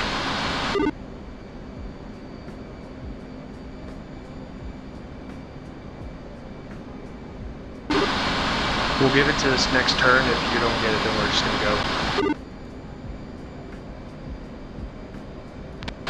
It sounds good.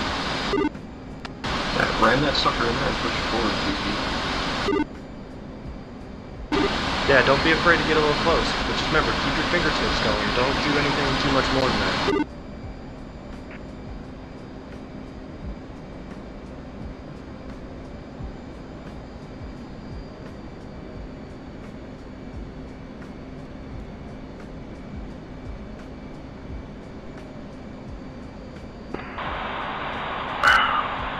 Bug, were we on this channel?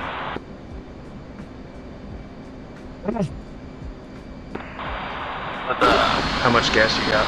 Come on, 4 and 5 on the lot, 2.6. Say again? Say again, how much? 2.6. Alright. What do you think? You just want to go? Yeah, I'm not gonna get it. Alright, let's just commence, because then we're going to have to come back quick. Rejoin. Alright, we're off on your 9 o'clock.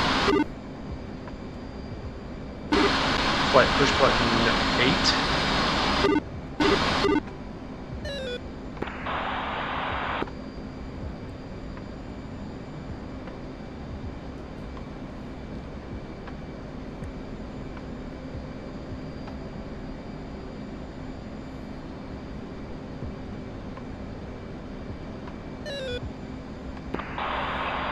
Sting 2, Sting 3.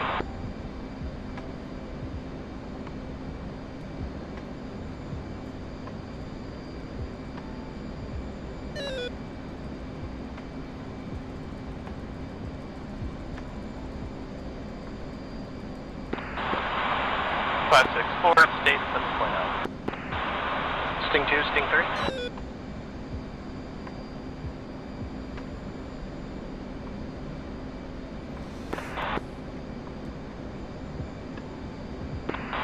Disarm you on this break. Go for it, too. Well, they're marking bomb over here. 270 for 47 miles. Roger, we're in the hands with 577 Copy that. 711. Appreciate it. 511. 525, you are currently on tower. Go Marshal. 564, signal is Charlie. Marshal 525 checking in 256.5 in the red. 525, Warfighter Marshal. Mother's Weather, visibility 10 plus miles, scattered clouds at above 10,000, altimeter 2992. Case 1 recovery, expect BRC 349. Report seeing you at 10. 525.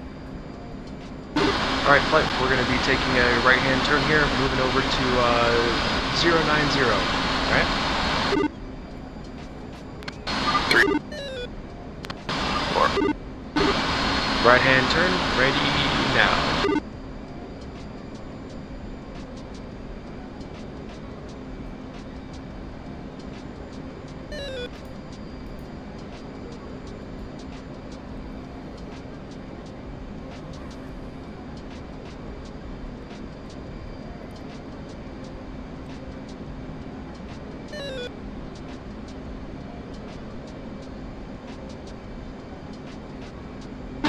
Brian, I don't know how you deal with it sometimes in this shit, how I fly, being so close. Lots of practice. See, what you didn't say is, oh no, you're great.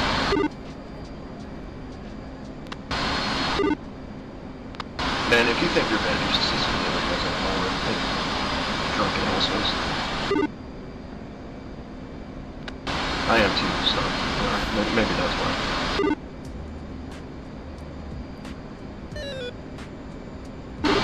I'm just trying to make sure I call everything out.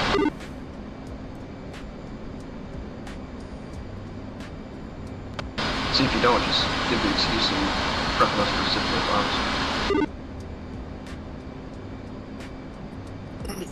It's all about that MCOM. True. Alright, rolling out 090.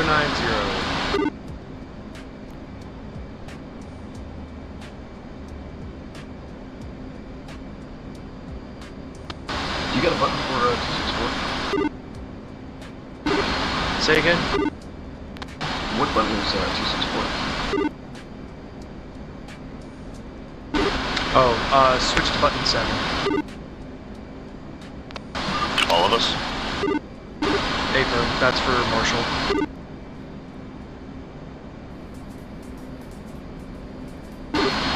BRC is 349.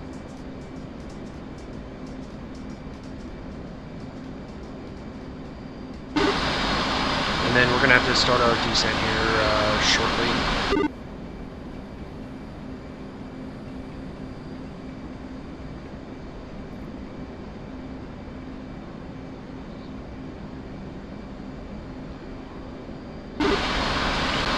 Alright, gonna bring it on down. We're gonna go idle and then go to 5-3 down. Alright, here comes idle.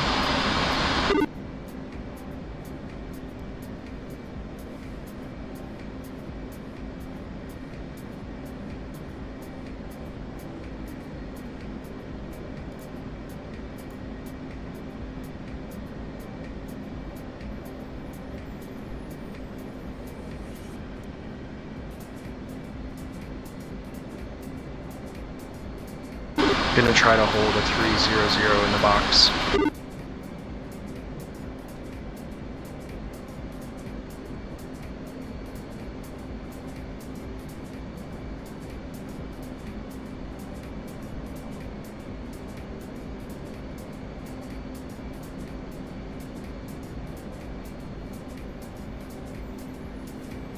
Three, 4, how we doing?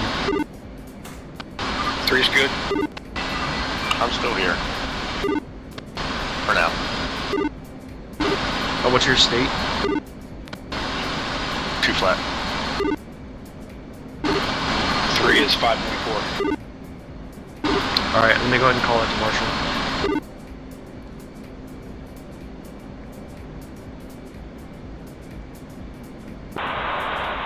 Marshal Sting 1. Marshal. We got low state 2.0, so we may need to have one of ours come in for the straight in. Copy that. You want to send one to the recovery tanker or just bring him in? We had issues with tankers, so we may just need to bring him in to let him kind of gas up a little bit. Copy. 4, if you want to, like once we get down here, I'm just gonna send you off on the commence. Okay, I'm at your guidance. Sting 1, Marshal showing you approximately 25 miles on northwest. Affirm. Affirm. Affirm. Copy that. Work it down into the stack. We'll get you guys right in. Affirm. Alright, flight, gonna take a little bit more of a direct approach here, kind of come into a 120 heading, and kind of get ourselves more towards the boat. Right hand turn, ready now.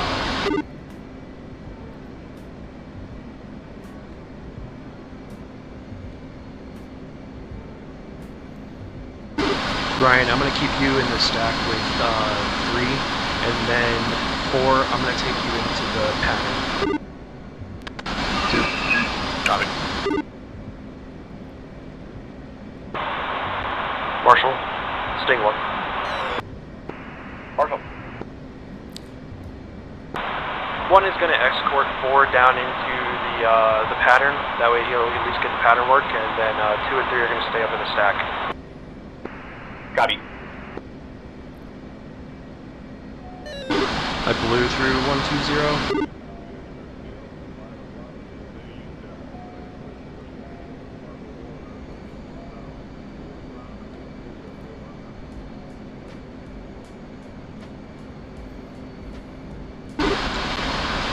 Two, make sure you hold to the 3000 stack. 2.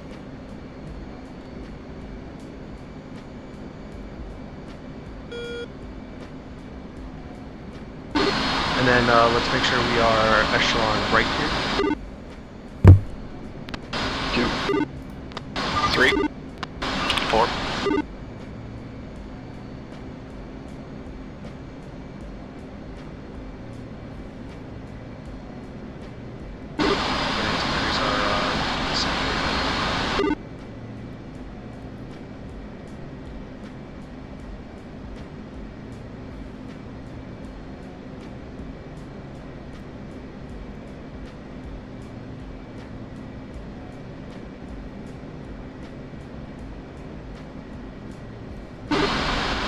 So for what you'll want to do is you'll probably want to just do a hook down and then take a little bit of gas, and then when you see a moment of clarity, go ahead and take the Cat 1 launch.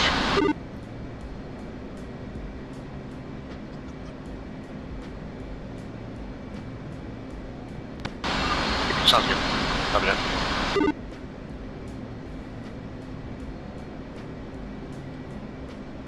Hopefully I don't become an ornament.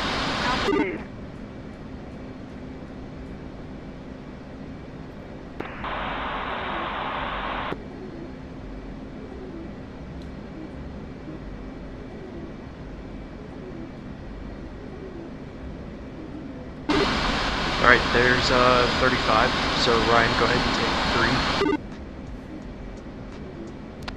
2. 3. And then 4, you're sticking with me. Copy.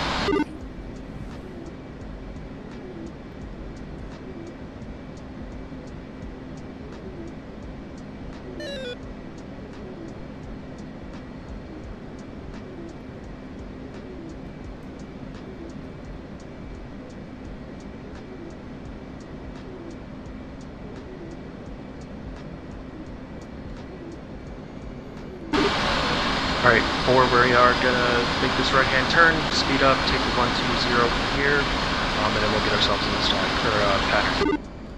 Okay, you want me to hook down? Yeah, go ahead and go hook down.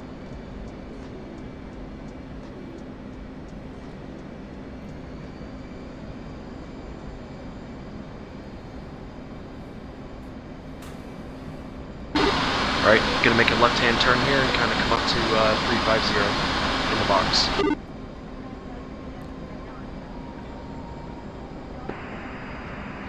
Marshal 525, confirm you want a straight in. Marshal, negative. We're gonna do one pattern here. I'm just gonna escort him into it. Copy that. Signals Charlie, switch tower. I will have to talk you through it. We'll be okay.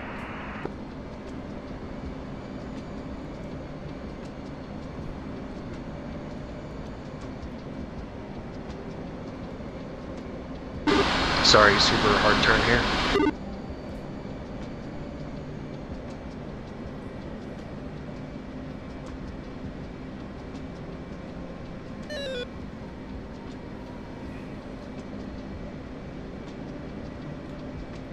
So you're going to want to be 350 in the box at 800 feet over the carrier here.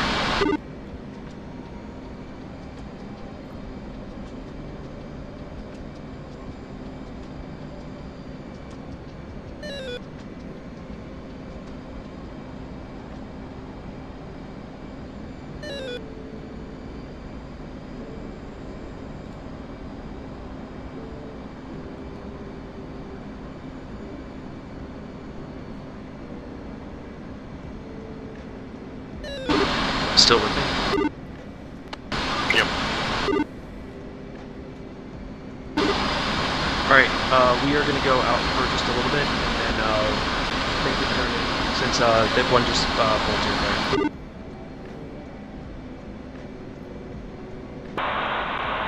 Marshal, Sting 1, we're gonna extend a little bit here because we just saw the bolter. Marshal 523, holding hands with 5116. Just turn, just brake. Alright, go ahead and brake.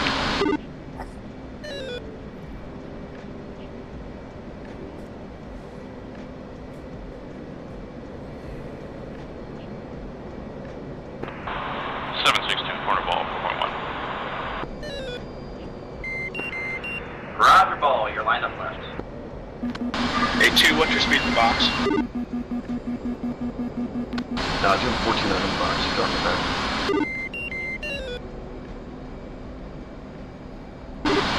4, how are you looking? 1.4 fuel safe.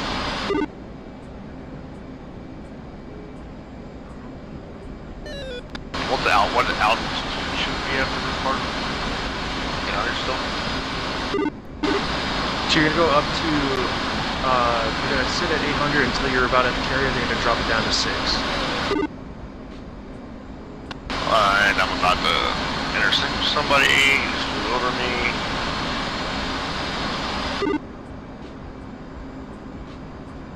I think you're way above me. I shouldn't be following you now, should I?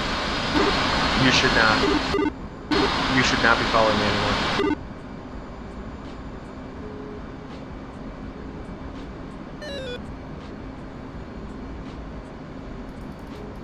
God.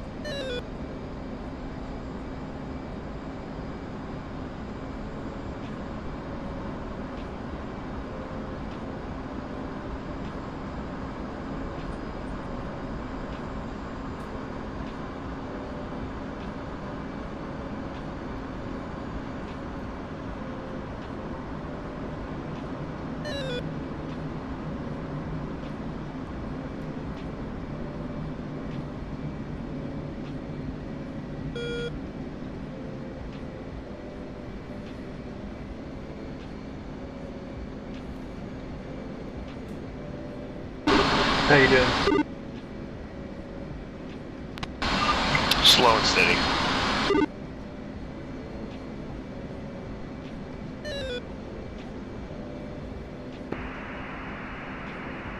I'm gonna need you to spin it overhead once. Just basically just stay BRC, fly past. I got a low stake guy. I gotta work out. 2 on back. Sorry. 762.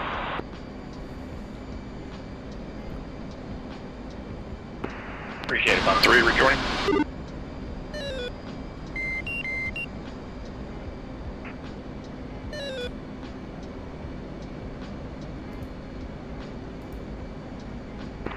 Tower 5 Explorer, do you want me to extend downwind? 564 negative. Just keep the turn in and fly the pattern one more time. Roger, flying pattern one more time. Full remain 600.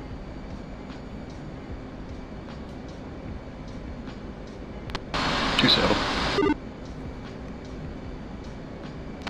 3 saddle. 564 is going to cross over and stay on the starboard side of the ship just to stay away from Bolger traffic. Copy. Come right, power. Power.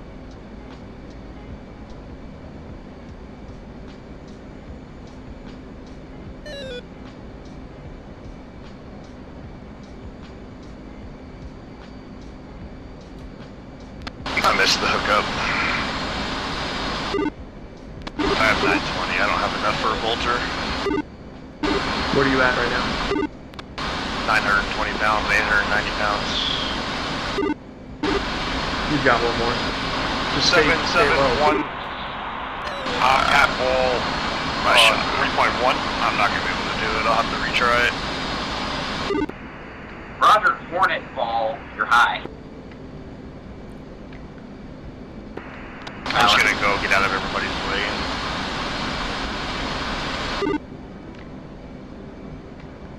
I'll just have to link up with an instructor on a different day. Today was not my day.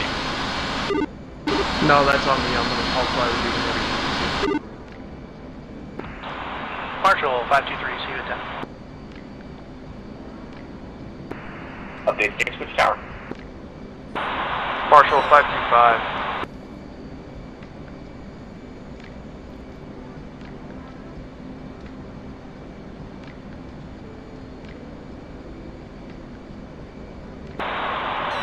Marshal 525. Alright, I'm gonna hop out of my pilot seat and I'm gonna still watch on the engine.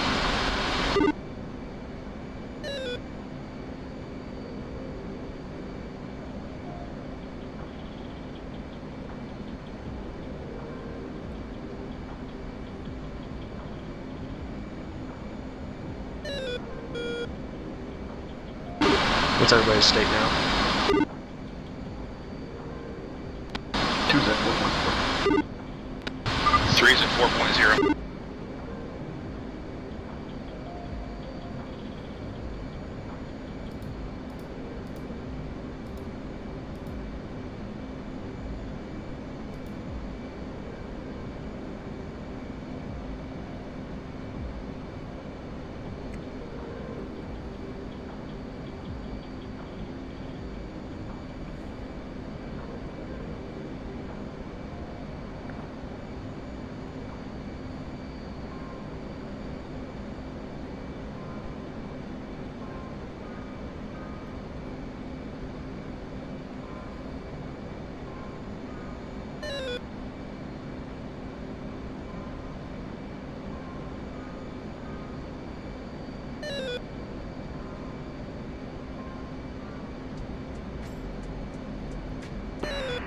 Wire, good job. Very good pass. Glad I could get some. You got the one that matters. True. Tower Sting 1, give me one more lap. Sting 1.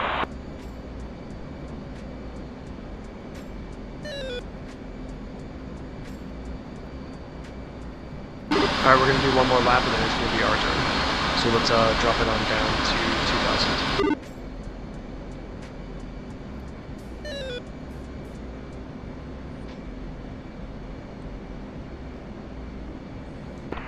771 Hornet Ball 2.6. Roger Ball, you're low and right for lineup.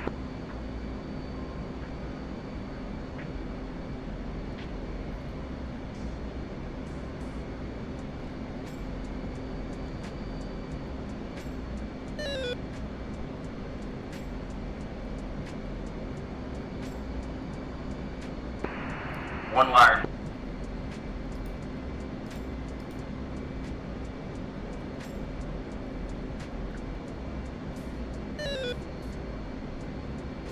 Gonna straighten out here for a second, that way we can get kind of closer here.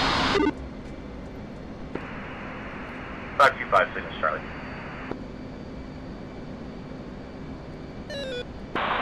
Say again for 525. Signal is Charlie.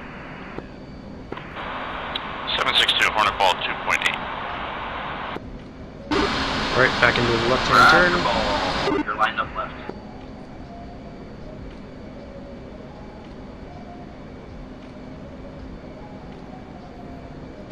Alright, and then this is going to be our commence, so be ready for that.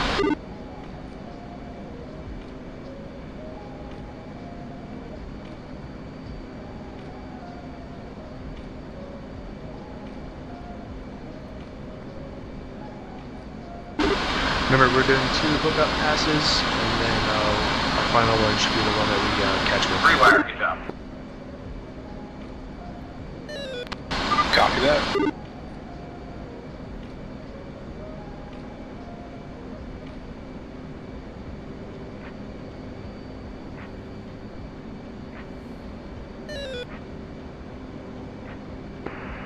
Alright, 664, we should have some space for you now. Thank you for your patience. Hey, firm, gonna be starting that downwind shortly. Your discretion.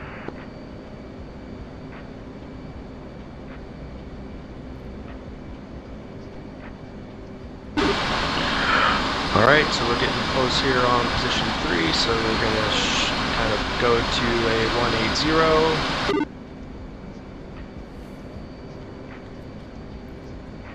Dropping it on down and also speeding it up.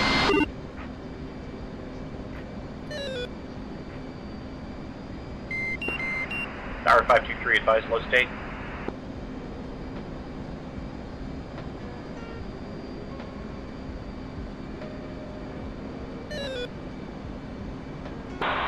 Did we mean 525?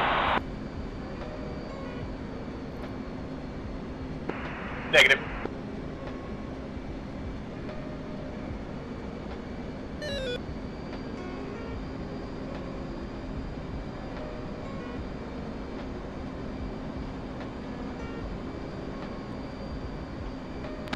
You still on the right route? Oh, push button A.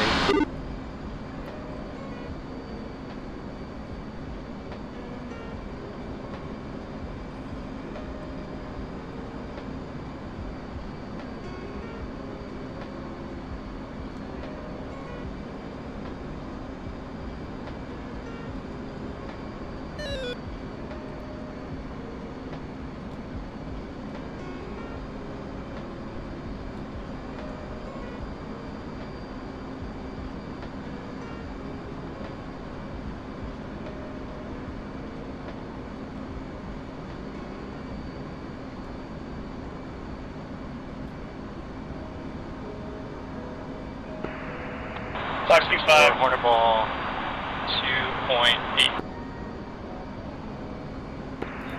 Roger Ball, keep your turning.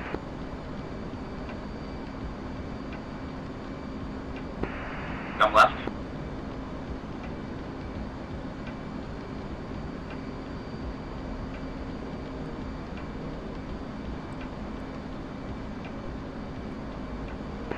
On center line.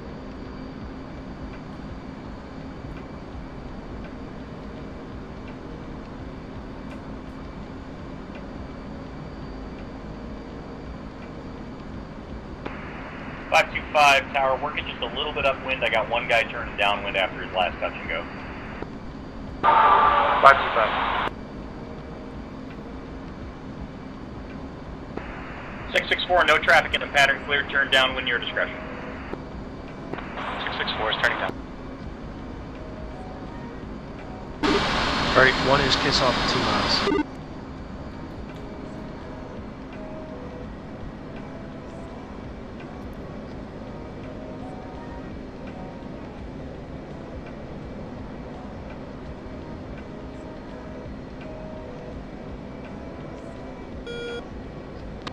Two's in the break.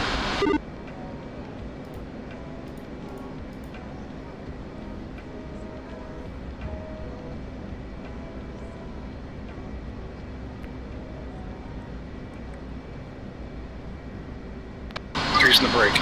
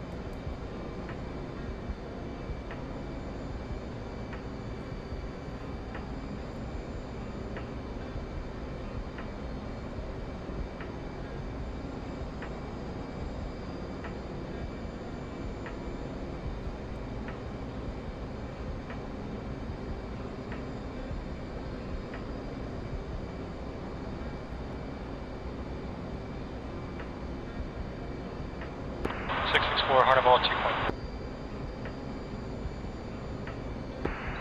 Roger ball.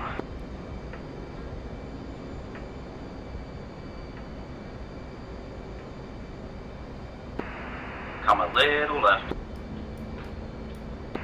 You're on glide slope.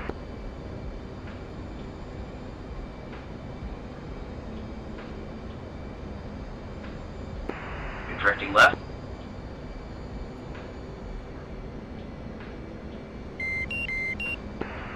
Three wire, good pass. 525, corner ball 2.8. Roger ball, foul deck.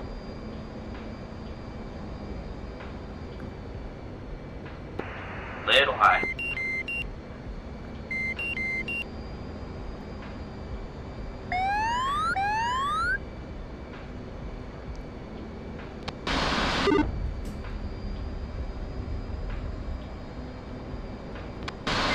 Seven, one ball, 3.3.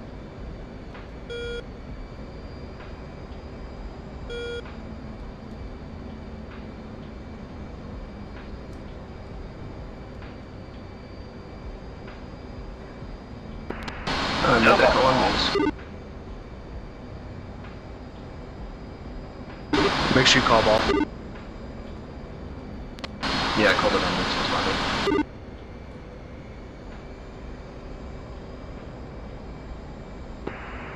523, let's call it about 2 laps.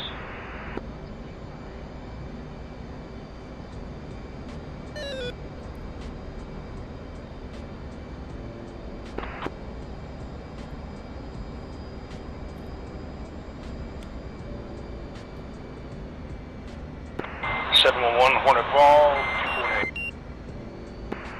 Roger ball, keep your turn in. Don't settle.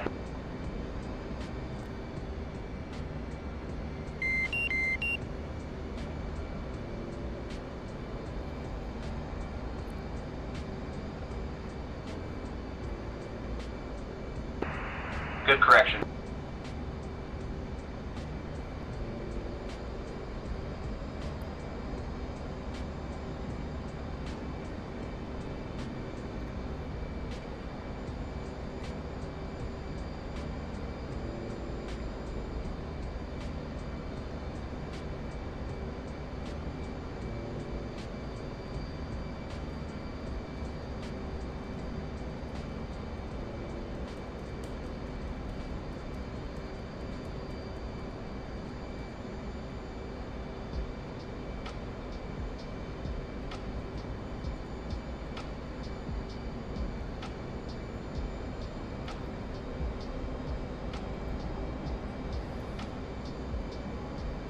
Bingo.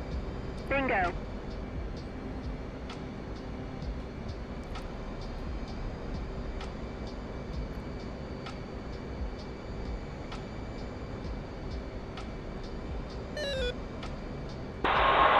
Hornet ball 2.4. Roger ball.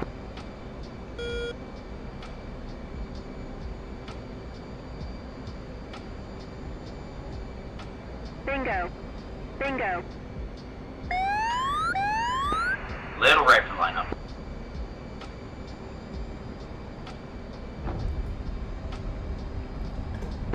Hornet ball 2.8. Roger ball.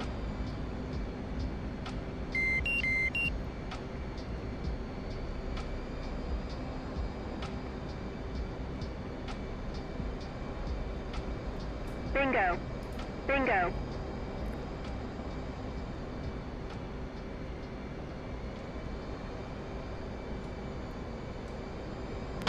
I've loaded that one. You want me to do another hookup or should I hook down? Nope, this is hooked down.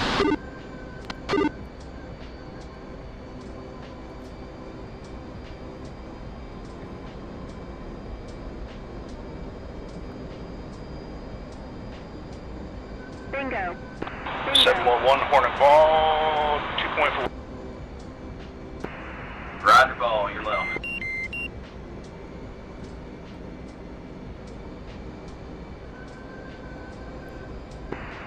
Easy with it. Little pack.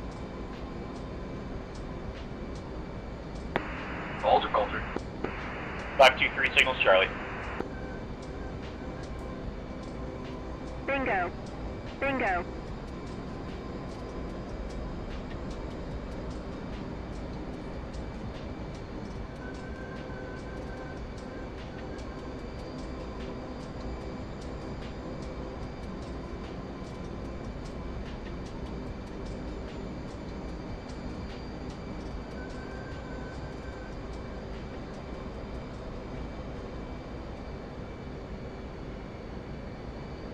Bingo. Bingo. So third pass is hooked down? Third pass hooked.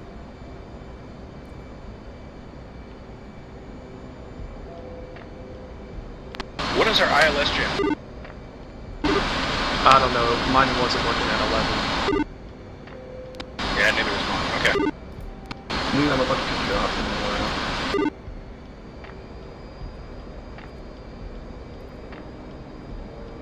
Bingo.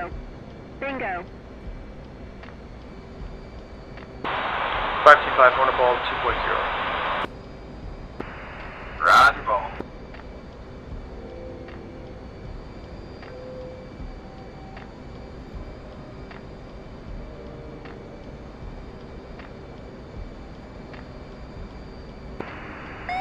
Five 7 just extend that upwind until traffic under 9 o'clock goes by. 577. Bingo. 577. 4 wire, good pass.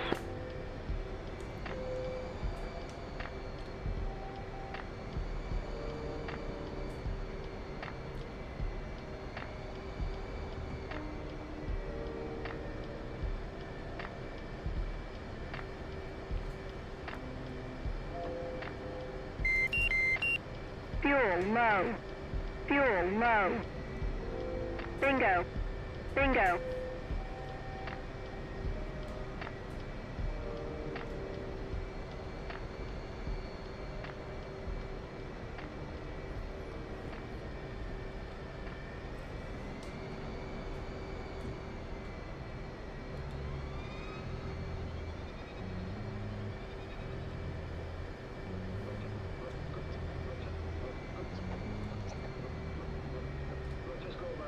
Bingo.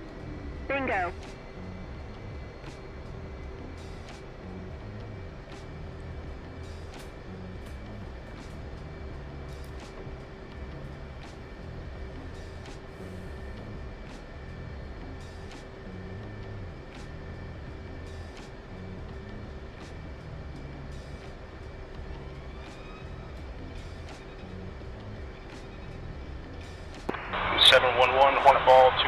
Bingo. Bingo. Roger, ball, you're fast.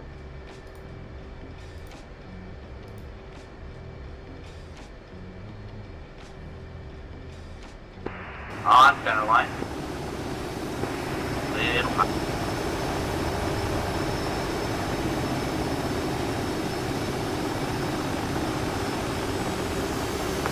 Bolt. Dude, you just missed those wires.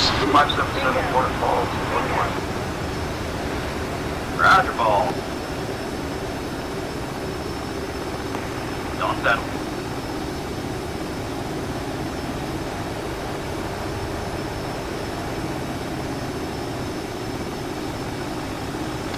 Yeah, not having the eye list makes it difficult to see the meatball from this far away.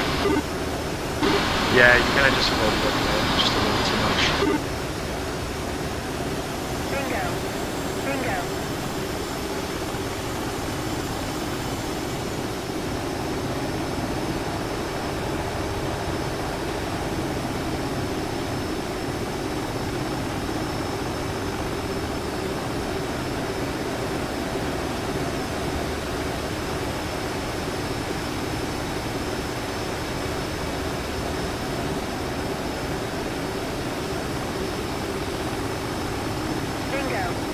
Bingo.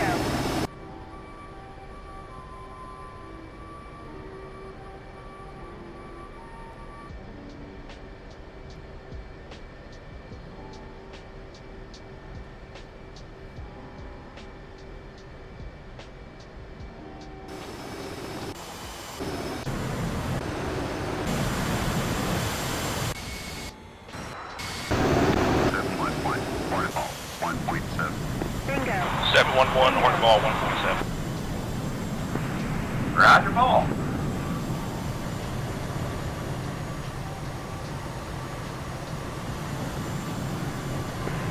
You're high.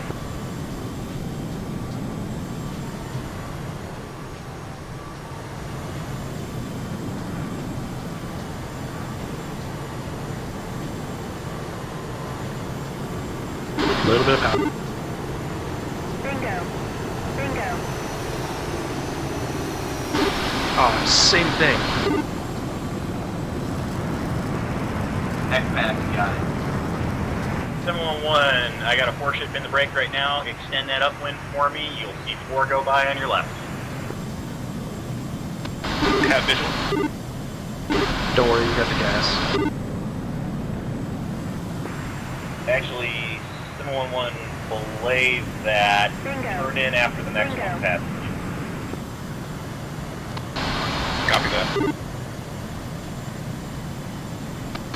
He's got 2 more on. Alright, 711, start that downwind turn. Cancel downwind. Do it. Hit it. Get into the downwind right now. Make the turn. Okay. Bingo. Fuck those guys. Don't float. Make sure you watch your altitude. 1-1. Dodge 1. Request rejoin.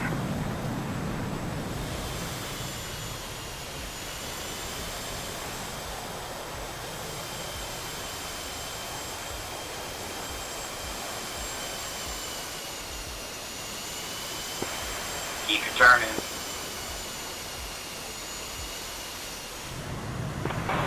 Five, 2, 3, horn ball.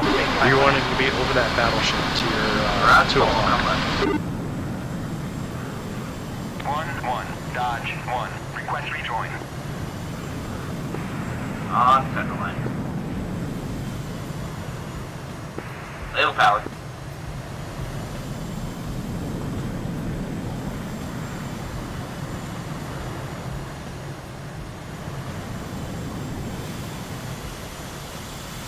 Bingo. Bingo. Alright, go ahead and hit the turn. 511, Hornifall, 5.8. Roger, ball.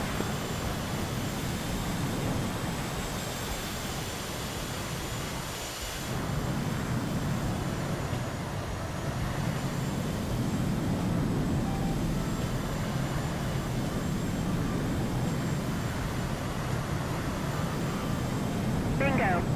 Bingo. Keep turning.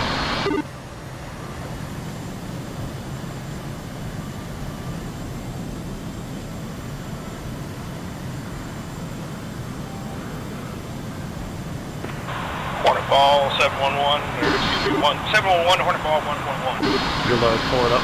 Roger, ball. Little power. Don't float. You're consistently high. Bingo. Easy with it.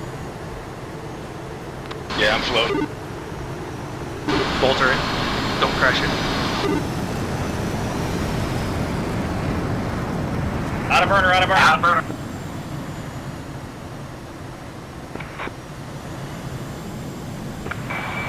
Hornifall, 5.1. Extend past the sky. Immediately.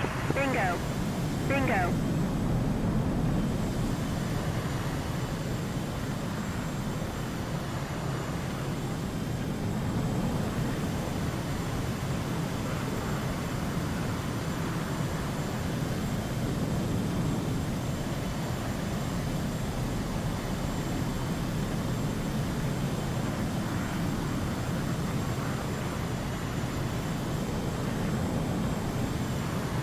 Bingo. Bingo.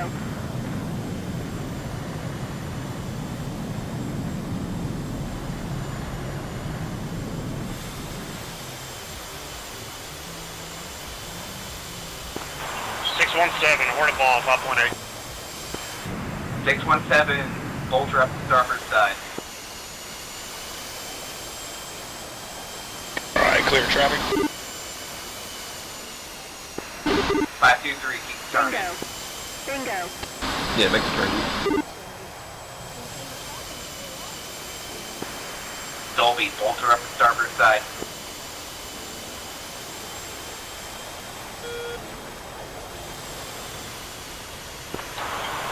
Waving off.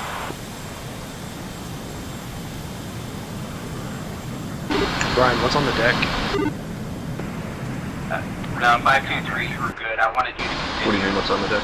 Bingo. Bingo.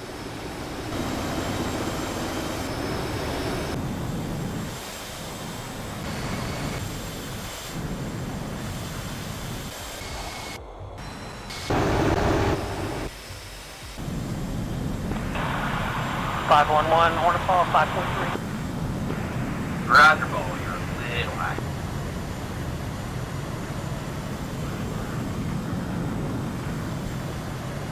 Bingo. Bingo.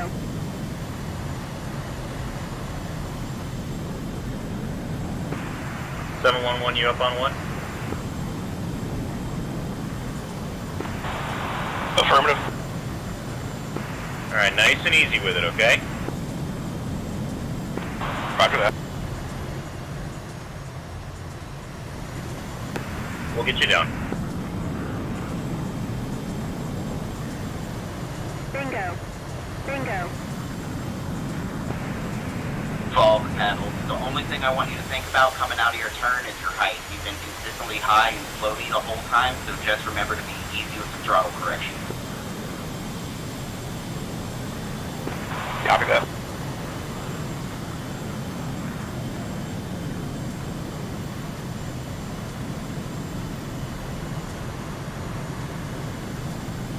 You're looking good. Bingo. Bingo.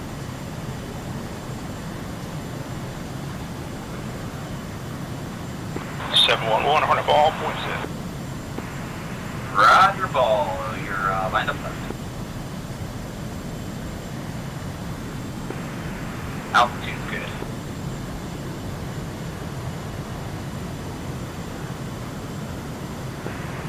Little high. Bingo.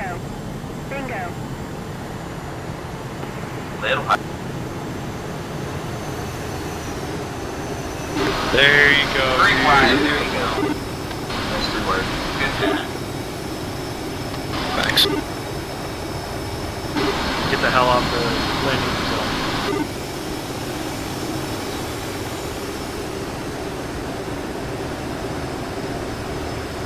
Brakes. Bingo. Bingo.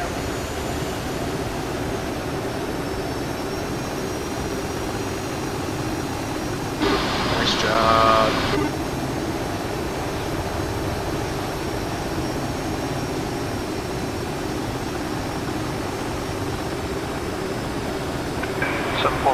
Ball 4.9. Roger ball. Bingo. Bingo.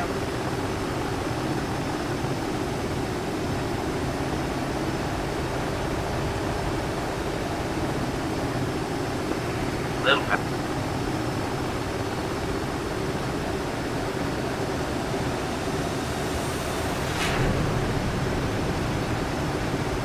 Alright, I'll see everybody in North 617, we're on ball.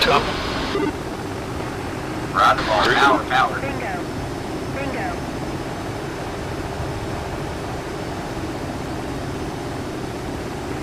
Power.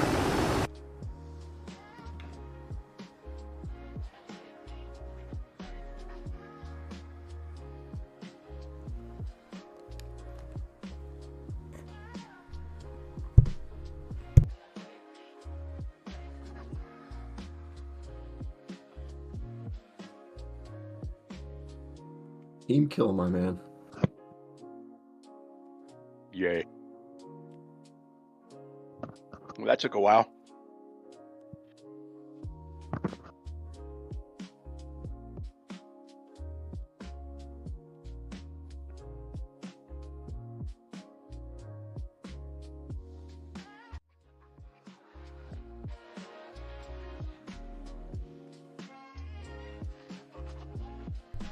Alright.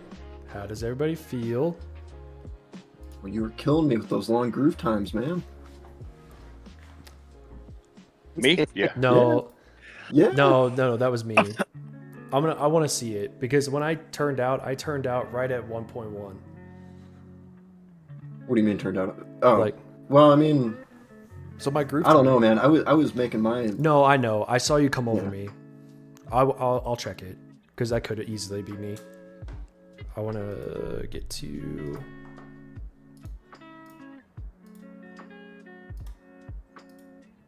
Yeah, so when I was practicing this earlier today, of course, you know, there's more fuel in the jet. Yeah. So you don't float quite as much, but yeah, I was consistently going wide. And then on these last couple passes, I felt like I was coming in too shallow, being lined up left, which of course I was. So I guess that's just an airspeed and weight thing. Like being, you know, pushed off to say that again. The outside. So, like I said earlier, I was flying a heavier jet when I was practicing all this. Yep. So now with you being super light, yeah, you'll float it. Right. Yep. And then what is the actual proper technique as far as like cutting power? I mean, do you like keep power on all the way to touchdown, or do you cut power just so the rear sinks to be able to get the hook? Whatever is keeping me on that ball all the way down. Okay. Like I'm not taking You it don't off. want to cut power at the last second, though. No. That's how you bust your gear. Yeah. Yeah, I'm either doing that shit World War II style. I'm either like I'm just playing with it, right? Like I'm a little bit on, a little bit off, a little bit on, a little bit off, all the way down. Right. Yeah. It's just like I said, I'm not used to flying at 1.1, and yeah, it floats for sure. Yeah. I mean, I'll start, right? So shame on me. I think probably should have taken all the gas away. Didn't know where you guys stood on the tanker qual, right? But so that didn't help. Clearly I suck. No, I mean, I owe you beer because that kind of sucked for you. Once we came around, the trying to get chaos back. That kind of. So Ryan, props to you, dude. Just holding that pattern. Try to get Ryan. Oh my God. Try to get chaos down, and then get him into the pattern. Your pass didn't look horrible, chaos, on the first try. We were watching it the whole way. But then once we kind of came out of it, sorry, dude. Honestly, it was just no. You're fine. I honestly, I had internet issues at the beginning of the week, so I wasn't able to practice like I wanted to, like I told myself I was going to. Plus, I'm still one of I think the newest at this aircraft. Probably not in the entire class. No, there's people newer than me. Yeah, like Flaps literally just got his shit right before he started. Okay. Yeah, so I'm like one of the absolute least experienced in this aircraft, but I'm still trying to learn it. I'm still trying to finesse the on-speed piece, but yesterday it finally clicked because I attempted to do a boat training, like a recovery, and whenever I turned on final, I just sank horribly. So I said, okay, let me go back, go on land, let me work on the on-speed trimming.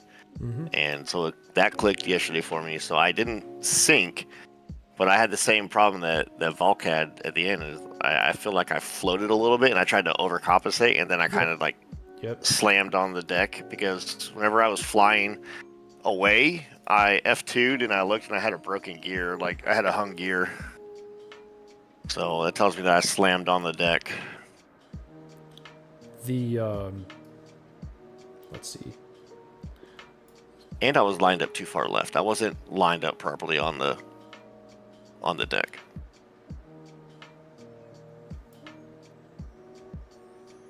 Yeah, that really screwed me up, not having the ILS needles halfway through the turn when they pick up. Yeah, I think they did that on purpose. I think they turned it off. But yeah, we can. I thought, okay, I'm glad I wasn't the only one, because I was like, where the fuck is this shit at? I was like, where's it at? That was something Bunny and I were talking about the other day, whether or not you guys were going to bring up ILS needles at all. So it's that big offset turn that you make when you're commencing. Yep. You don't have to do that in the Hornet. That's a training thing. We don't need to do the 45 degree. No, you turn can out. cut it straight from position 3. Yeah. You can cut it straight south down the boat. You don't have to offset it like that. Oh, okay. Yeah, I mean that's just that 210 degree offset or whatever. Yeah. Okay, let's just see this. I can't see what my altitude is right now. 214, 210, 205, 202. So I'm a little low. Oh, you're I'm low right now. You're very low. Yeah. How's the boat? That's where I was like, oh shit, I'm not even lined up properly. And slam.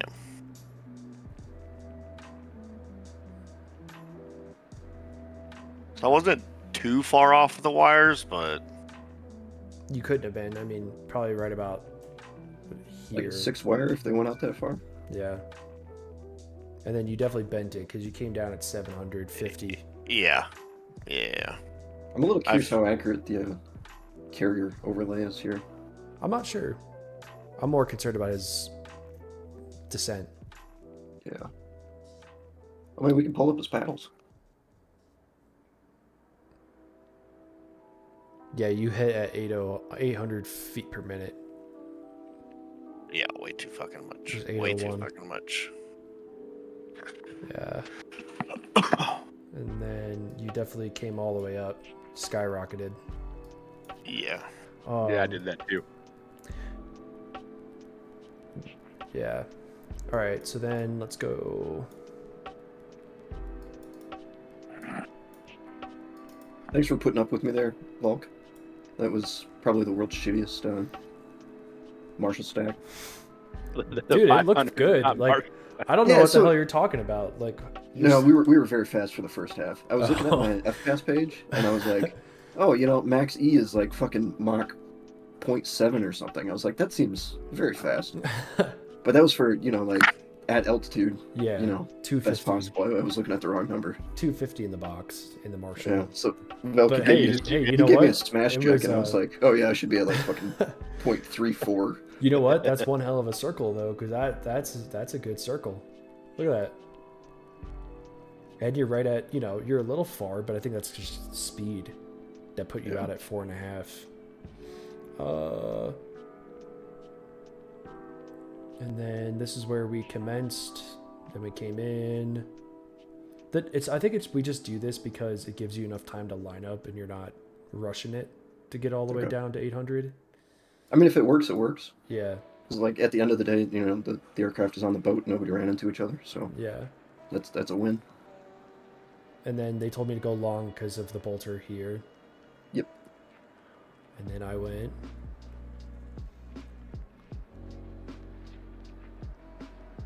So you're. So that cruiser is actually at 1.1. Is that correct? Looked like 1.2. It's if you flew 1.2. right over it, it's like 1.2. Yep, that's your marker. 1.23. Yep. Okay. Yep. And then this one was fine, right, Ryan? It was the next one after this.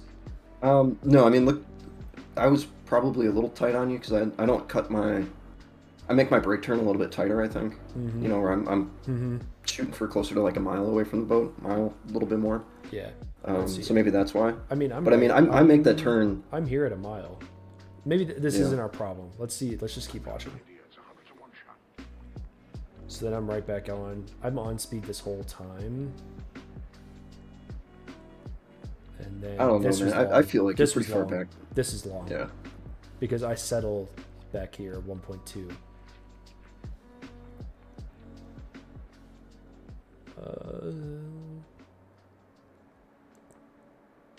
I think it's you just cutting insides.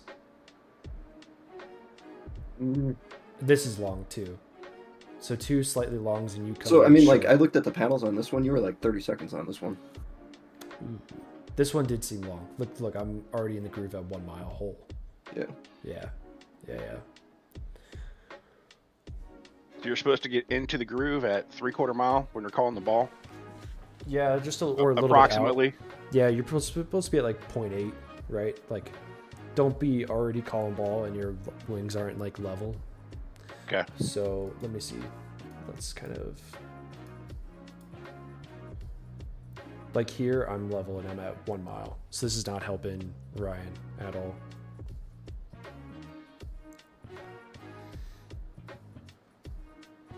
And then Ryan, you're good. Let me go all the way back.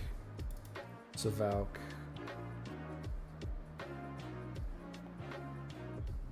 Yeah, I was way low on my first pass. Well, as far as hook down, way low on the first pass.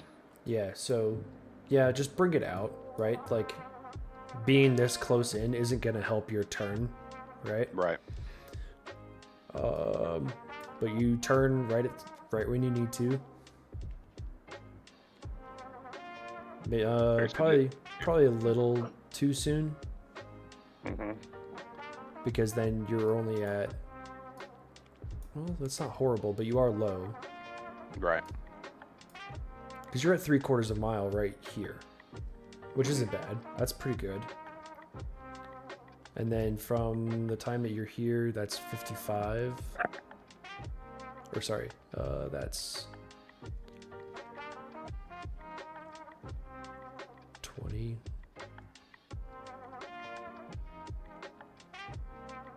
Yeah, I mean, you're 15 seconds in it, so you're a little... Yeah, that's probably about right. Just being low didn't help you. And Right. then... Then correcting and then floated off the top. Yeah, now you're already at... where's your altitude? There's 460. And I mean, I do the same, right? I'm just trying to get it corrected. That's good. You're at 450, 500, 600. Yeah. That's perfect. And you're at you're right at the 1.2. A little bit 1.3 is good. I think you just start this too soon. See, like, you're not even on the other side of this, and you're already turning. Whereas you probably need to be about over here. Well, I mean, the back of the destroyer there is lined up with the back of the boat, right? Like, is that pretty accurate? No, it's a little too far forward. Is it? Yeah. It's like you want to make your turn when you can see the whole around down, right? Yeah. Okay. Yeah. It's like on my last pass, I made damn sure to, like, because I was thinking about that. I was like, maybe I am cutting this a little too short. So I zoomed like all the way in. And I was, Yeah, like, and so that's what's going on. So I'm turning too early. So I mean, if you're doing like an airfield deal, right, you're going to be a beam of the end of the runway. And normally you'd be like, you look 45 degrees over your shoulder, and then turn your base turn. Yep. You got to be somewhere in between there. Like, I'm looking and I'm almost like just looking back with my eyes, and that's when I'm kind of making that turn. Probably, like Ryan said, I'm probably a little too late on that. But then again, like right here, you are probably in it right about here. So that's 0.4. There's 10, 13, 4. Yeah, you're right on time. I think you're pretty good. Yeah, it's just power control with the light jet. Yeah. Yeah, and like I said, like you were barely floating over them. you were like a foot past the wires. Yeah, like I shit you not. Where you the hook were... was scraping, it was close. Yeah. That's not an exaggeration. Right. Well, and on the FLOS or whatever that acronym is, it's it showed I was high. So the IFLs. Yeah. Yeah. I mean, so I was coming in too shallow, and then add power to correct, and then was too high and didn't have the angle of attack or didn't have the descent rate to catch a wire. Yep. I mean, here was where you were way too high, right? You're at where are you at? I mean, you're not horrible, but we could tell that you were just gonna float it, and then you started sinking, and that's when I told you to just go, because they weren't making that call, but I could see that you were still like hell bent on sinking into it. I'm like, probably not the best, because you were like here's your 450 foot per minute coming down, and that's when I told you to gas it, because I could see that you were sinking into it. And then I think this was your good one. Nope. This is probably floated this one as well, but light jet isn't gonna help. Right. Yeah. All right. Anything for you guys? I would say work on your guys' formation flying. I don't want to be that guy, but work on tucking yourself up a little bit more when we're just like in cruise or whatever. You don't want to be like strung out very far. I was up on his ass for most of the flight, probably closer than I should have been, but. Well, and the reason I stuck back there is like, okay, so what formation are we in? Because I couldn't really tell if you were off his left wing or right behind him or what you were doing. So 2, when you're in a 4 ship, right? 2 is going to be on the left, 3 is going to be right, and then 4 is right of 3. Right. Right. And then that's where you stick until I call, echelon right or left. And then again, that's on me. Like, I'm not making all of the right echelon calls. I definitely thought that when we were out here, because when I saw the tanker here, I definitely thought that like this track was more out here this way, so like the tanker would kind of come around already by the time that we got to this point. But that definitely did not happen, because I was also trying to let 4 come in, but then at that point we were chasing and waiting for her to come back around. Yep. And then the other sting flight. Yeah, the other sting flight had the nice thing of knowing that we were already out this far and could see that I was tracking TACAN, and when I started looking at it right here, I just saw it was already kind of going perpendicular. So I'm like, oh, okay, like it's already in its track. So we'll just let it come around. Little did I know that she literally just came out of her turn. Right. So that kind of sucked. So again, flight lead problems. No worries. I'm getting better. I mean, as far as like, you know, turning in formations and stuff like that, it's just getting up there and knowing, you know, if we're doing a standard rate turn or you know what I'm saying? Yeah. And I'm just trying to like call out like, hey, turning right, turning left. That way, because that way you're not like super uncomfortable with me just going, oh, here I come. Everybody, I need to turn now. Everybody pray, and just throw the thing over. Right. Kind of once you tuck in close enough, you just kind of mirror whatever lead is doing, and then you go wherever lead is going. Right. So like, flying in parade is honestly kind of easier than flying in like a combat spread or something like that. Right. Because you know you just kind of line up his sideliner with his head and. Right. Yeah, it was more about me not wanting to run into anybody else. So. Yeah, gotcha. Yeah, and then, you know, Chaos on the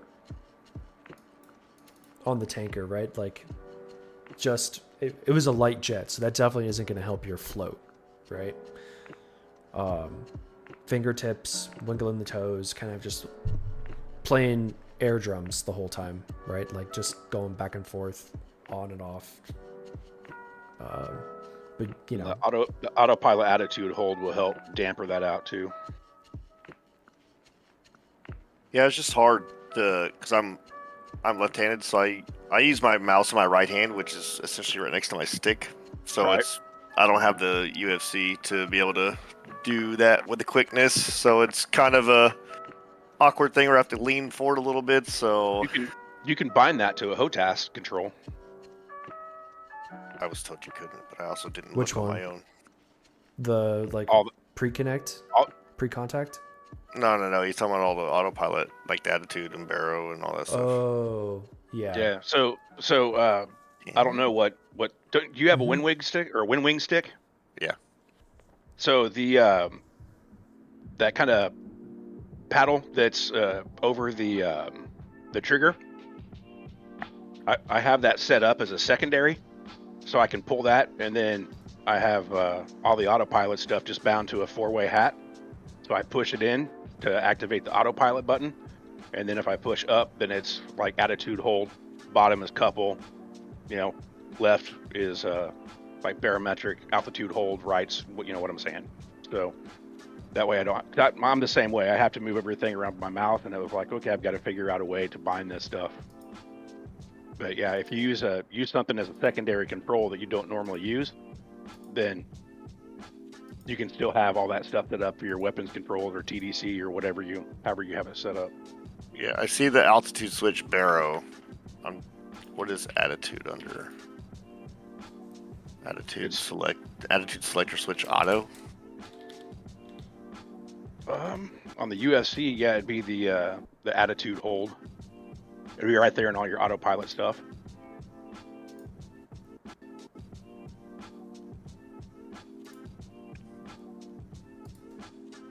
Yeah, so once we get out of here, I can help you out with all that if you want.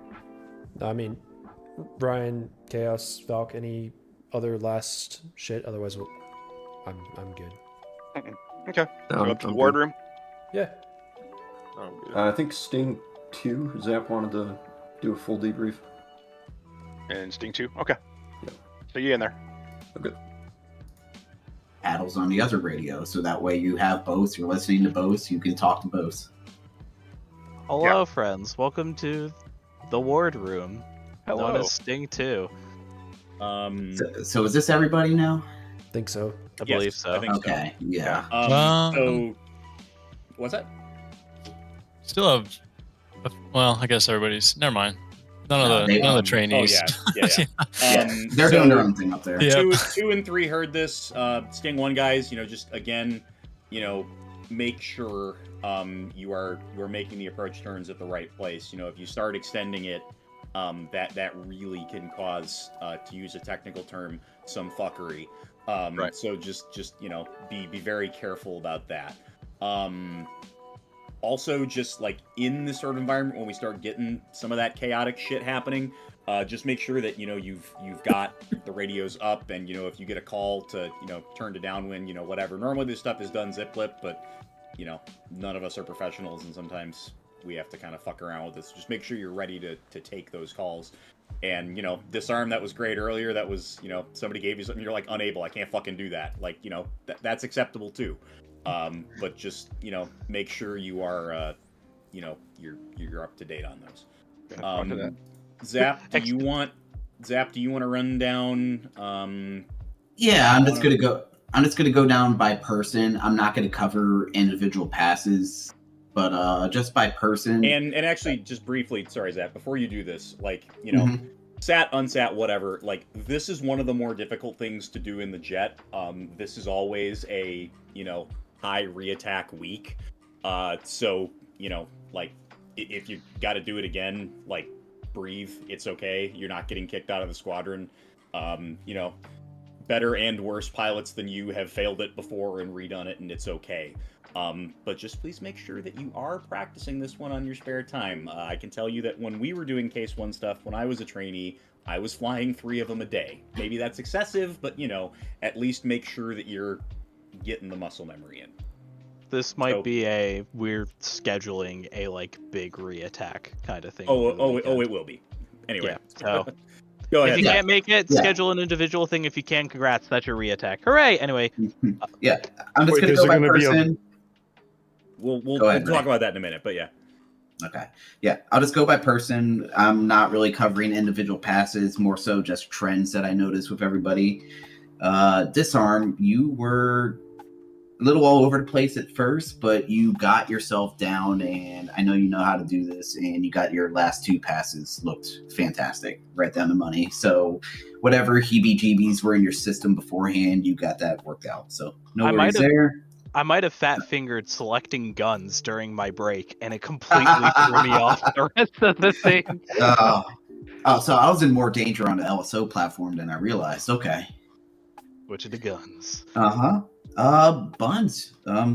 I didn't write anything down for you. You made good corrections when I needed you to. Nothing too out of whack there.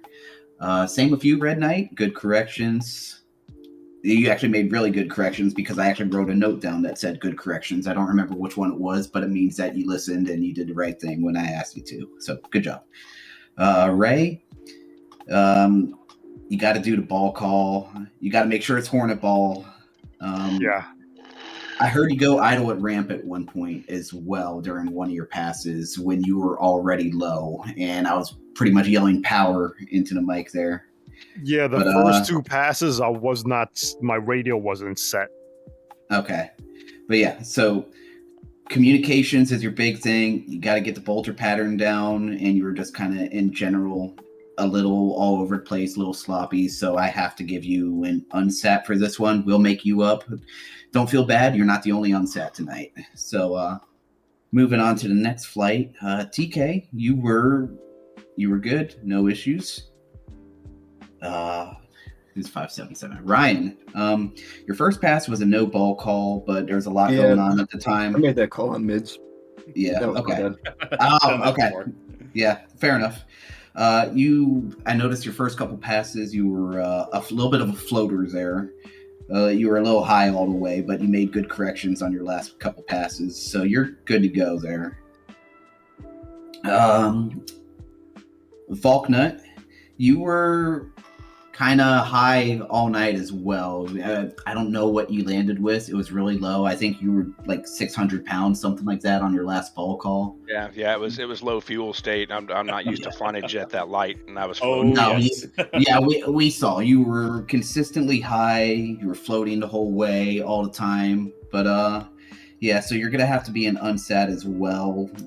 Yeah, you're not. The 3-wire on the last pass was pretty cool, though. Oh yeah, your last pass. Your last pass when I think just me like taking the time to talk you through it and everything. I don't know if that helped calm you down or not, but that last pass was great. But everything before that is the reason for the unsat on that. Yeah, roger that. You know, there's potential there. So yeah, no, everybody has potential. yeah. None of the unsats tonight are going to be a lost cause. But Chaos, you came in, you were low state. I don't remember exactly what happened with you. You were a little low the whole way, and then you kind of disappeared after that. I don't know what happened, but unfortunately, dead kind of is the ultimate unset. So since you didn't complete the DLOs of all the passes and everything, we'll have to get you up in the air again. Do that again. But we'll do it. It'll be easy. Yeah, no sweat there. Did you at least punch out, or did you scratch? Neither. Oh, fair enough. I just release a slot. Whenever I hit down at almost 800 feet descent, like as the rate, and then whenever I got back off the deck, I was like 800 pounds of fuel. So fair. Okay. So I was just gonna get out of everybody's way. Fair enough. No worries. Okay. Yep. It's on my last pass on my case 1 week, I think I came down with like 400. So Don't tell me there. that. I think I was your IP. Yeah. Don't tell me that. Yeah. I think I was your He IP. took one for his team. Yeah. You could tell my group I was like, all right, dump gas to this amount. Don't forget this amount. We're gonna talk about that. Yeah. We're gonna talk about that. Let's keep going, and then we'll talk about Yeah. the other shit. But yeah, don't sweat the reattacks. I'm no case 1 whiz myself and everything. I'd say that's probably one of my weaker sections, just getting that down and consistent and everything. So I just like being LSO, and I think I'm better LSO than I am at actually landing case 1. So say what you will about that. But moving on. Sting 3. Teach. Yeah, sure, exactly. Sting 3, you guys were great. Dolby, I gotta unsat you though, because there was a little bit confusion, and I think I have to apologize for that as well between Dolby and Grass, because Dolby came in around the same time as Grass did, and you guys were pretty much next to each other. And I was trying to get Dolby to wave off up the starboard side, and I said Bolter instead, so that may have led to some of the confusion.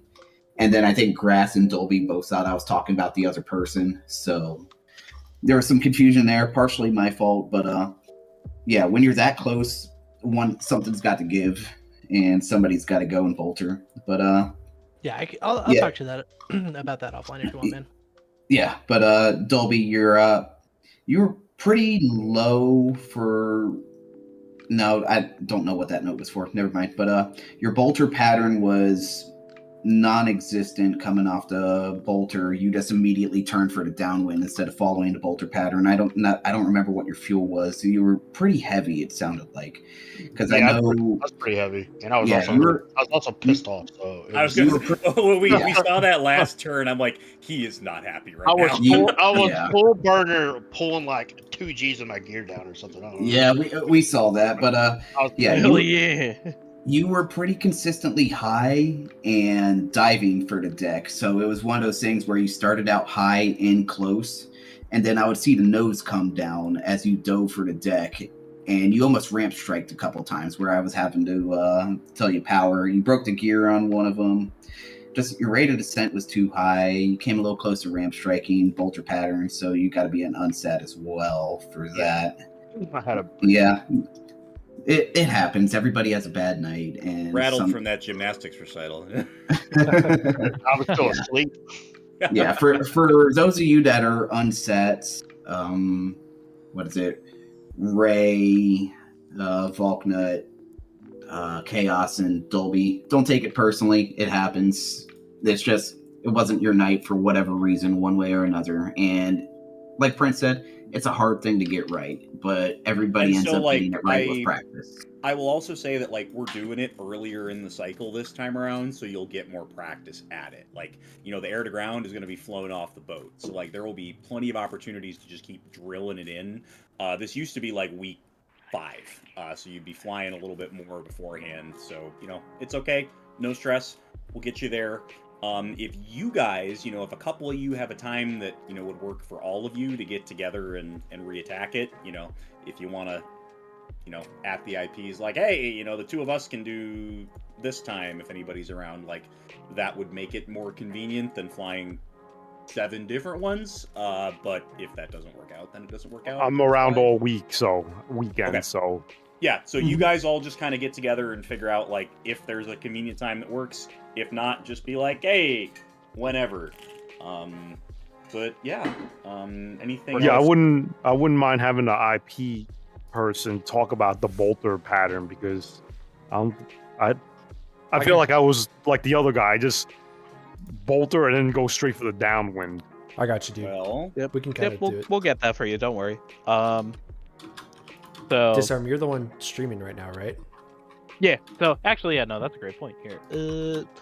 I mean, before we do that, Zap, you guys got anything else before we kind of get into this showboat? Just more practicing. Look at the PowerPoint. Make sure you get your bolter pattern, or at least know what that is and what that means, what you have to do out of it. Not just turning immediately for the downwind, and keeping an eye out for who else is in the pattern. It means like you actually have to have your head out of the cockpit at that time and actually be looking around you and seeing where you can fit yourself in, especially if you don't have a marshal. So I'm not saying that's something that you all need to practice with boltering and everything. That's not something that you need to practice on your own, but just keep in mind and like understand your jet and how long it takes to get your return and where you might end up having conflicts with other people. So that's pretty much it. Just keep practicing. So real quick, no comment for me, Sap. Besides my wave off. He wants a scorning. Give it to him. I do. No, man, you were good. The wave off was just a little confusion, partially because of me and just because it was a weird situation. But yeah, no, you were good, man. And there were fucking Greco and Leo, both you guys, man. Just watching from the tower was just glorious. Like some of those, like, yep, that touch and go would have been a 3-wire. So that was a thing of beauty. So nice job. Thanks. All right.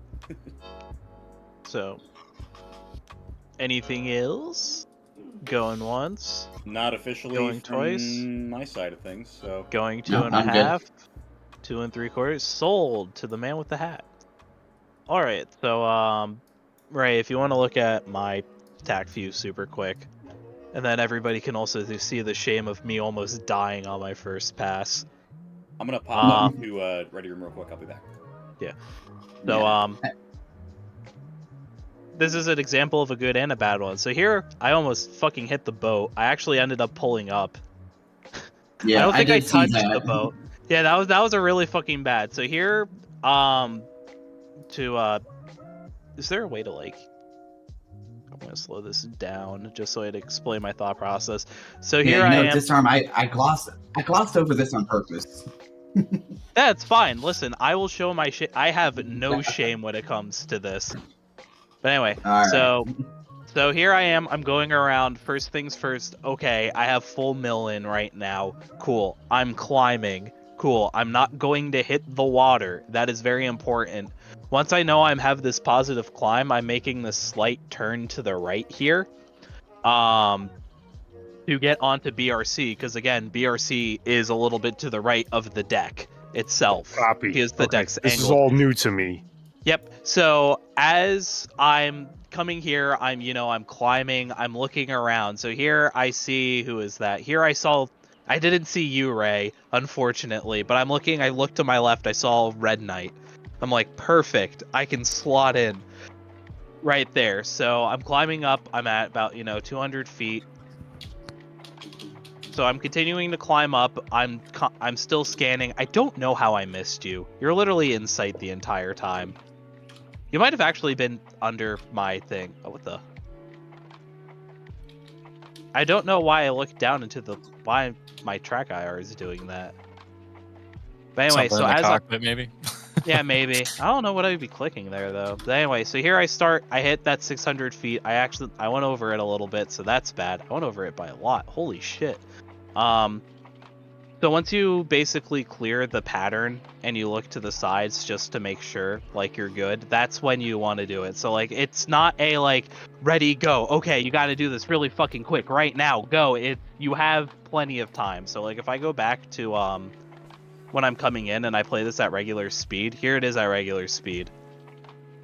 It's like, okay, shit, I'm boltering. Cool. All right, I have vertical speed. I'm turning like, 8 degrees to the right to catch that BRC. All right, I'm on BRC, and now I'm just slowly increasing power because I pulled it back down because I didn't want to float super bad. I'm increasing power to, catch up to 600. I'm scanning to my left looking for traffic here. I didn't see you. I look at the ocean, or my left leg for whatever reason. And I hit that 600 feet, and at this point I thought I was clear, so I just started turning downwind. And if I go into like this view here it's like, so okay, you're still 1 and 1.2-ish. Like if you're treating it as a, I mean, obviously you have to look at who's around, but if there was no one around, just treat it like a overhead brake kind of thing. Kind of. When I do that is if I'm by myself and doing it, I'll hit 600 feet, stabilize, and then start my turn. Because at that point, like, I'm just by myself, it doesn't matter. But here, I was basing it off of Red Knight because I didn't see you. So I'm climbing up, like, all right, Red Knight's about my, back 45 degrees off my left shoulder. That's pretty good spacing, so that's when I started my turn. So if we got rid of you, it wouldn't look as bad. Jesus Christ. But yeah, and then here I cut you off, and then they had this fun thing where... What is happening here, Team Kill? What happened? Oh, we had low state. We could talk about it. Yeah. Because I literally, like, I saw Chaos comes in here, but, like, we were, like, Chaos almost bumps Ray here. I don't know. How do I do the distance between two people? How do I see... I had him inside. I saw what he was doing, so I tried to stay low enough underneath him, but still stay on what I was doing. Fair enough. Disarm. Prince was earning his pay as marshal. Granted, he's not getting paid, but he was earning it. Yeah. Fair enough. But yeah, so that happened, and then you come in, and then you tried. Was your hook? Did you like legitimately bolter or? Yeah, it was a legit one. Gotcha. So, and then you fly out into the sunset. Yeah. Yeah, I came down at like around like what 800 feet per second. 850. And I hit just past all the wires, and whenever I got off the boat, I just skyrocketed. And I F2'd, and I saw I had a hung gear. I was at like 800 pounds of fuel. I was like, all right, I don't have the ability to do another attempt. So that's why you ballooned up, because I ended up because I'm back here. Here I am. I ended up going to the side here just to like give room on stuff. So, like, I'm watching you, and then I just see you go into space. Yep. And while I was doing this, I'm just like, please don't let me go intersect somebody's fucking path. Nope, you were good. Alright. I have really nothing else to show, unless somebody else wants to talk about what they got. No, I mean, we can kind of talk through what I had to do. So, oh, yeah. So we only took half gas off the boat to start because we all agreed that we were going to go to the tank. But once we got up there, Chaos was struggling a little bit. So we had no gas and also no tanker, option, right? So I was working with Marshall to like just get us into pattern, and then I was just going to immediately commence. I figured he had enough gas for 2 passes with the brake, so that's what we did. I think he would have been okay if he didn't bend the gear. I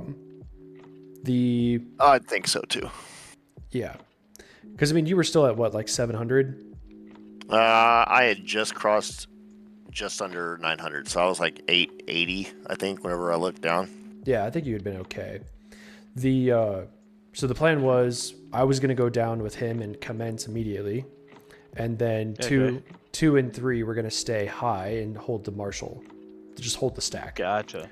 So then, that's where you're going back to Marshall, and that's when he comes in to go in for long. Okay, that makes sense. I escorted him because I figured he doesn't know how to get at least in the commence spot, but then from there he should be okay. So that's where we come in immediately. And then as soon as he makes the break, I'm pulling up to get out of your guys' way. So I pull up to 2,000 immediately, right? So that's okay. That makes sense. You saw me pull up, but then I think Chaos floated and then cut off into the I did into the rest of you guys. I overcorrected because I was low. I overcorrected and I floated. And I mean, we were also the ones with like the least amount of gas, so everything you're gonna hear out of us was float because we were just so light. Gotcha. I'm gonna gripe. Go ahead, dude. Not at you, Team Kill, and not at you, Chaos. I want to gripe at the person who left. So who was running Marshall? Prince. Okay. So Zap, you're taking this note to Prince, right? This is a failure of Marshall. So if he knew that Team Kill and Chaos had this low state problem, why were we as a flight commenced before they even got back? We should have been marshaled, and they got priority commenced, and we hold. I think I can't speak to that. I didn't see what he was seeing on his F10 map or whatever he was using, so I can't speak to his thought process there, but I will that's on me. bring that up to him. I didn't call low state until you guys had already commenced. But then you can still clear us out of the pattern, which is what should have been done, right? I think the real issue here is we had too many. So this is a really big learning point, I think, for you guys as instructors about what was actually happening, right? So half of Ray's confusion was Ray, and Ray, this is I'm gonna out you on this one a little bit. I called you on the radio on it, right? Yes. So Ray's calling on the radio, trying to figure out who's in front of him, right? Which is not the right action when you're in the pattern. Yep. But the confusion was created by, both his IP cutting him off and the fact that there are, it seems, 2 extra aircraft in the pattern while we're still doing our hookup passes. That definitely confused me. Right? So I'm sitting there, I'm popping between the HSI and the SA page. So this is like, I'll say this, Ray, right? This is when Red Knight talked about being ahead of the jet, right? I know how to, with HOTAS, get between SA and HSI. And I'm looking at the SA page trying to figure out who the fuck is in the pattern and how many aircraft are in the pattern, right? Because as we're coming off that bolter pattern, it's you don't have 30 seconds to figure out who's in front of you. Because if it's not the person who was in front of you, who expected to be in front of you, and now I'm scanning for new people who've commenced since we've been in this pattern, that's number one, it's an accident waiting to happen. But number two, it's a take charge of the pattern, right? The LSO and tower have to own the pattern. And if you need to clear the pattern, clear it, right? Get us out of there, send us out on a heading, tell us to hold and re-enter the stack. That's the gripe, right? Especially because, and I'll just say this, right? You're doing case 1 in week 3. You got a bunch of new people, a bunch of people who are new to the squadron like me, and a bunch of people who are new to the Hornet like Ray, right? And you're doing this really early before we figured out how to fly together. And so I think a lot of your unsats tonight were due to this kind of stuff. It's a lot to take on really early. And that's the criticism for the across the board for the planning of the execution of tonight. Well, I will pass that on. I mean, it's definitely something that we can talk about and see what needs to be done. Definitely still need to get more practice. Because you could tell with some of the unsats and some of the flying that it wasn't just that. There was a little bit of practice issues there as well. But yes, but, I mean, but you take all those things away and it's not any easier on someone, right? Yeah. No, I know, but it is it's something that I can pass on and we can talk about and everything and see if there's a better way to do that for the future. But yeah, and Buns, I'm with you. I'm with you, right? Like I wasn't helping, but kind of putting us in that spot, right? And I got no counter arguments for your gripe. Like you're spot on, right? Like, well, we're gonna work. We'll take it, right? I know, and I'm not. It's not a. You guys are taking on a lot, and you're doing a lot of great work. And Zap, please don't take it as a personal. It's not a personal attack on anybody, right? I know. But I think there's something to be learned about the way the real Navy used to do this, right? They're not even trying to qual this many people at the same time, right? Yeah. It's smaller numbers of people, and it's maybe 8 at once, and they're going out on purpose. And this is challenging. This is really hard, especially because it's a helmet fire. Even when you've done it hundreds of times, it's a helmet fire. So yeah, no, that's something that I will pass on. We will look at that for future training classes. Something that you guys should know for the guys that are new around here and everything is we did go through a big leadership shakeup just this between this past training cycle and this one, where we had a large some of the old leadership left. We had a lot of change of positions and everything, and some of the training schedule and procedure and everything has been changed to be slightly different. And so there are things that may have been changed, and this is kind of a learning process for us as well. We're like, hey, this is the old way of doing things. We weren't happy with the way that turned out. We changed things up. We're hoping it works, but that's why we want you to come to us with gripes like this. Be like, hey, we thought this would work. It's not working as well as maybe we thought, but it's something that we can look at for the future and try to improve. So yeah, nobody's taking it personally or anything. The feedback's never a bad thing.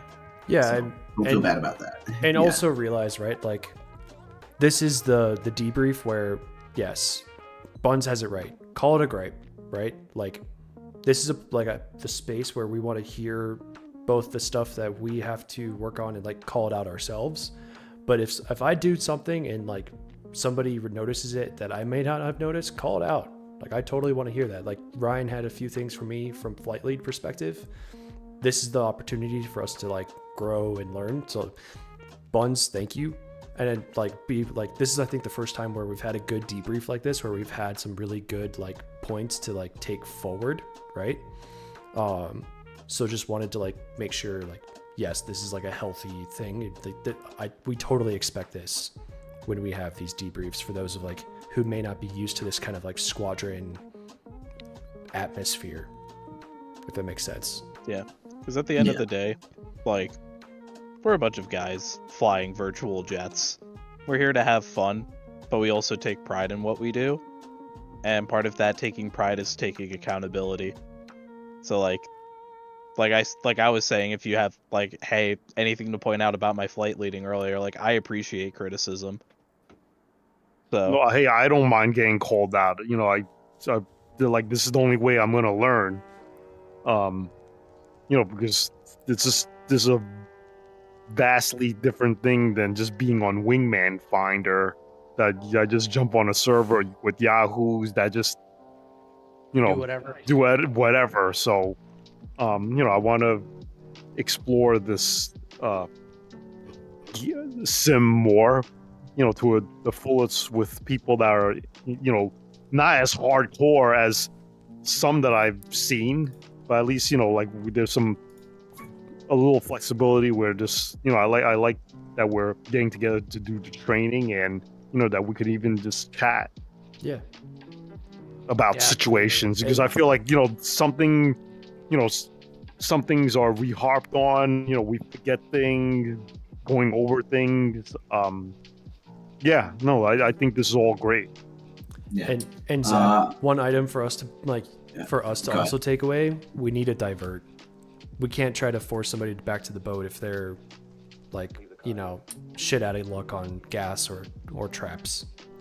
Yeah, actually, now that Prince is back here, Buns, everything that you just told me, if you want to just give the short version to Prince here and everything, just fill him in, so that way we don't have to do it again. But your mouth to God's ear. Whatever it was, I blame my deputy. Excellent, well done. I'll try to do perfect timing. Buns called us out and he said we're shit. Yeah, absolutely. And God damn it, he's right. Normally, it takes people at least 5 weeks to figure that out. All right. I'm a pro at shit detection. So no, the comment, Prince. He brought up a good gripe. So the gripe from the perspective of both, I'm trying to summarize it for both Chaos and our flight, but mostly Ray, right? So the gripe is, if you've got a low state guy coming in, you gotta clear the pattern. Yeah. Right? You push us out and put us back in the stack. We should never have been commenced. Team Kill took responsibility for that because he said he didn't let you know. But once you find out, you clear the pattern. It doesn't matter what the fuck we're doing. Because 5 aircraft in the pattern, look, dude, I've got thousands of hours in this one and a lot of time in the real one. Yeah. And in the real simulator, not the real jet.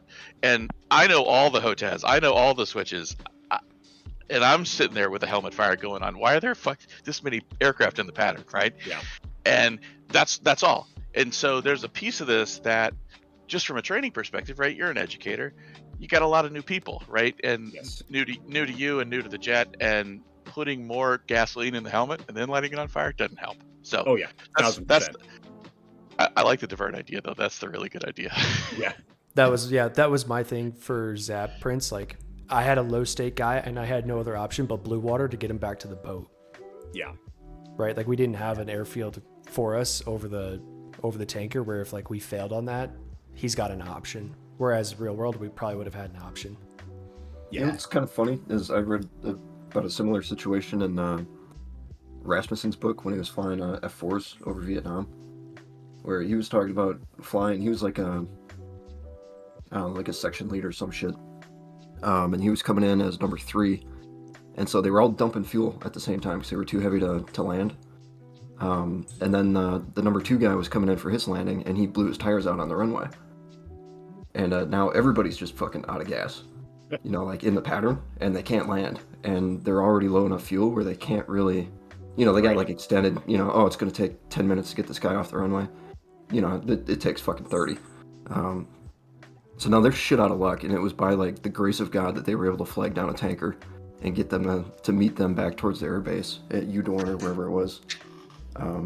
Get them to come in. So that's something I think about too from a lead perspective. TK is dump fuel, you know, when you have to dump fuel, not before you have to.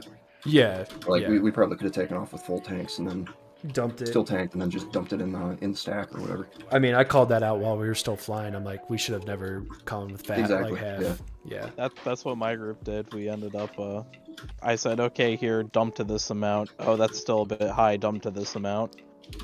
And so like, I will just say, like, from our perspective, like, you guys won't see it, but, you know, there are already conversations going on in IP and mission planning right now. Like, you know, this is very much learning for us as well.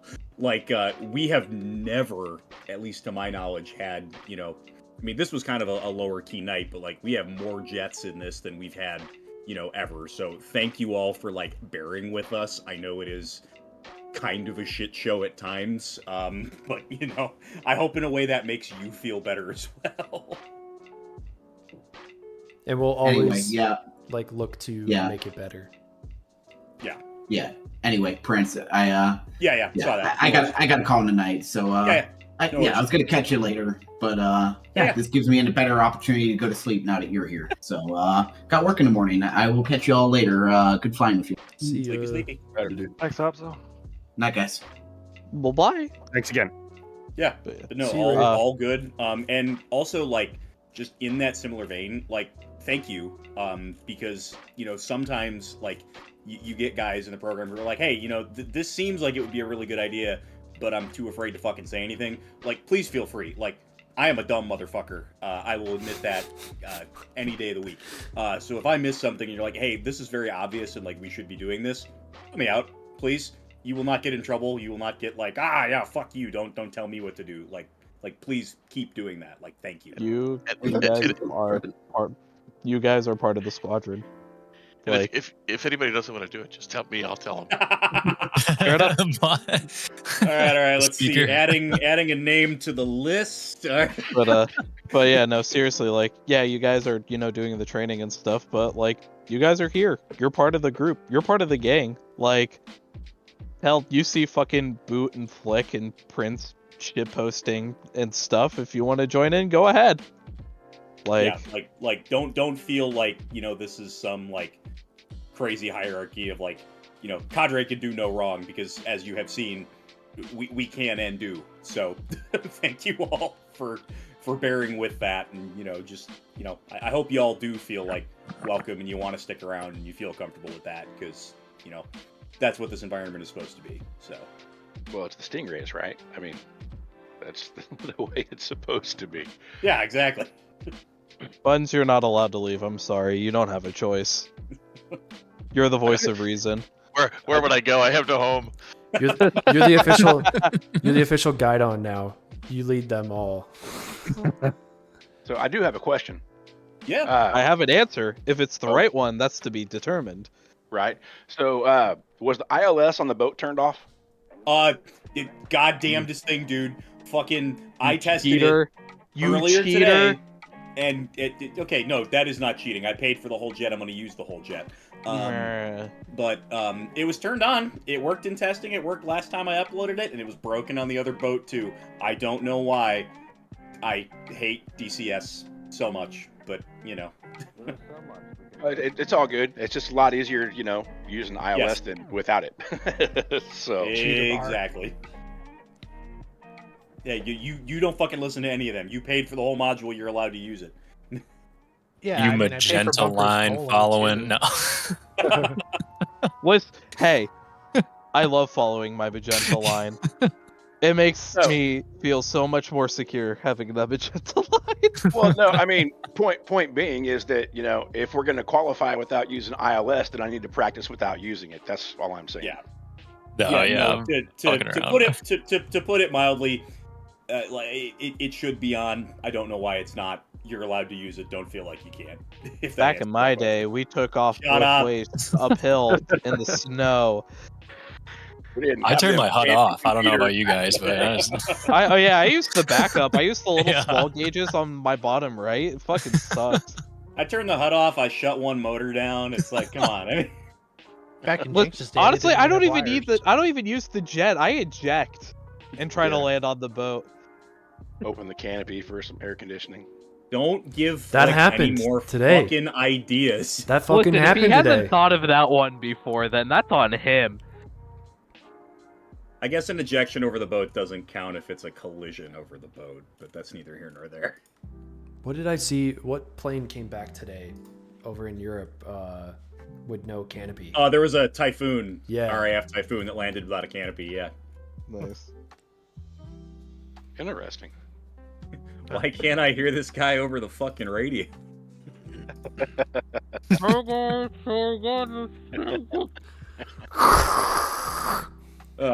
Man, it got really loud all of a sudden. How did that happen? What the fuck else was I gonna say? I sound like I'm going so fast.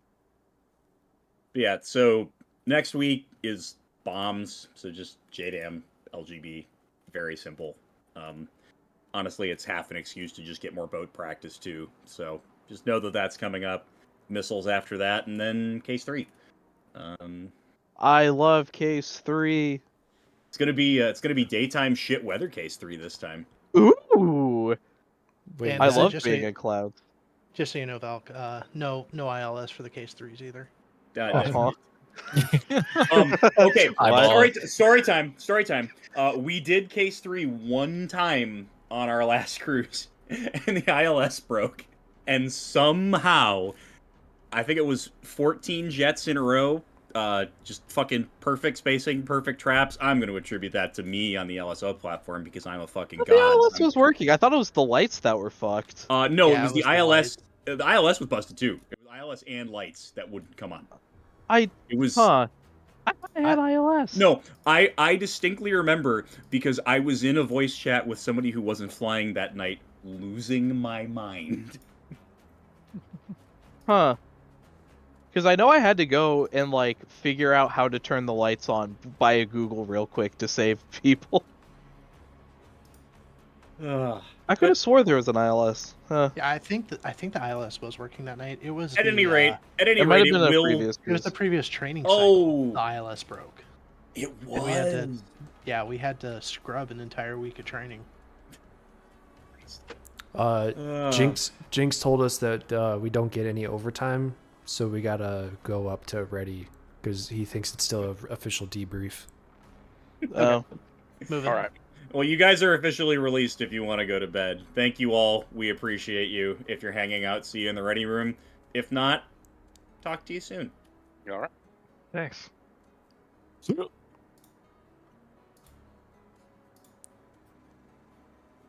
Well, class is over now. You were you interrupted. But Bell doesn't dismiss you. I do. Kirby there. I didn't want to say anything. Nah, we were getting you guys stop reamed. talking shit to disarm because he's moving. Oh. Yeah, Oh, hey, stop disarm. talking shit about me. My my feelings get hurt, and I'm gonna cry, and you don't want to see me cry. Oh, they can. Really ugly. But anyway, We got have some... a good night, everybody. I'm gonna go pass out. Hi, buddy. All right. Bye bye. Hey, I got have a good time. All right. Did you guys so have fun did tonight? Yeah. Did Godry guys have any exciting adventures, or were you guys just goofing around with the pattern one? We got so many boring okay passes. It sucked. Sounds Yeah, miserable. there was like 33, 34 passes. Gonna have to replace the deck. Yeah, that was good. It was fun.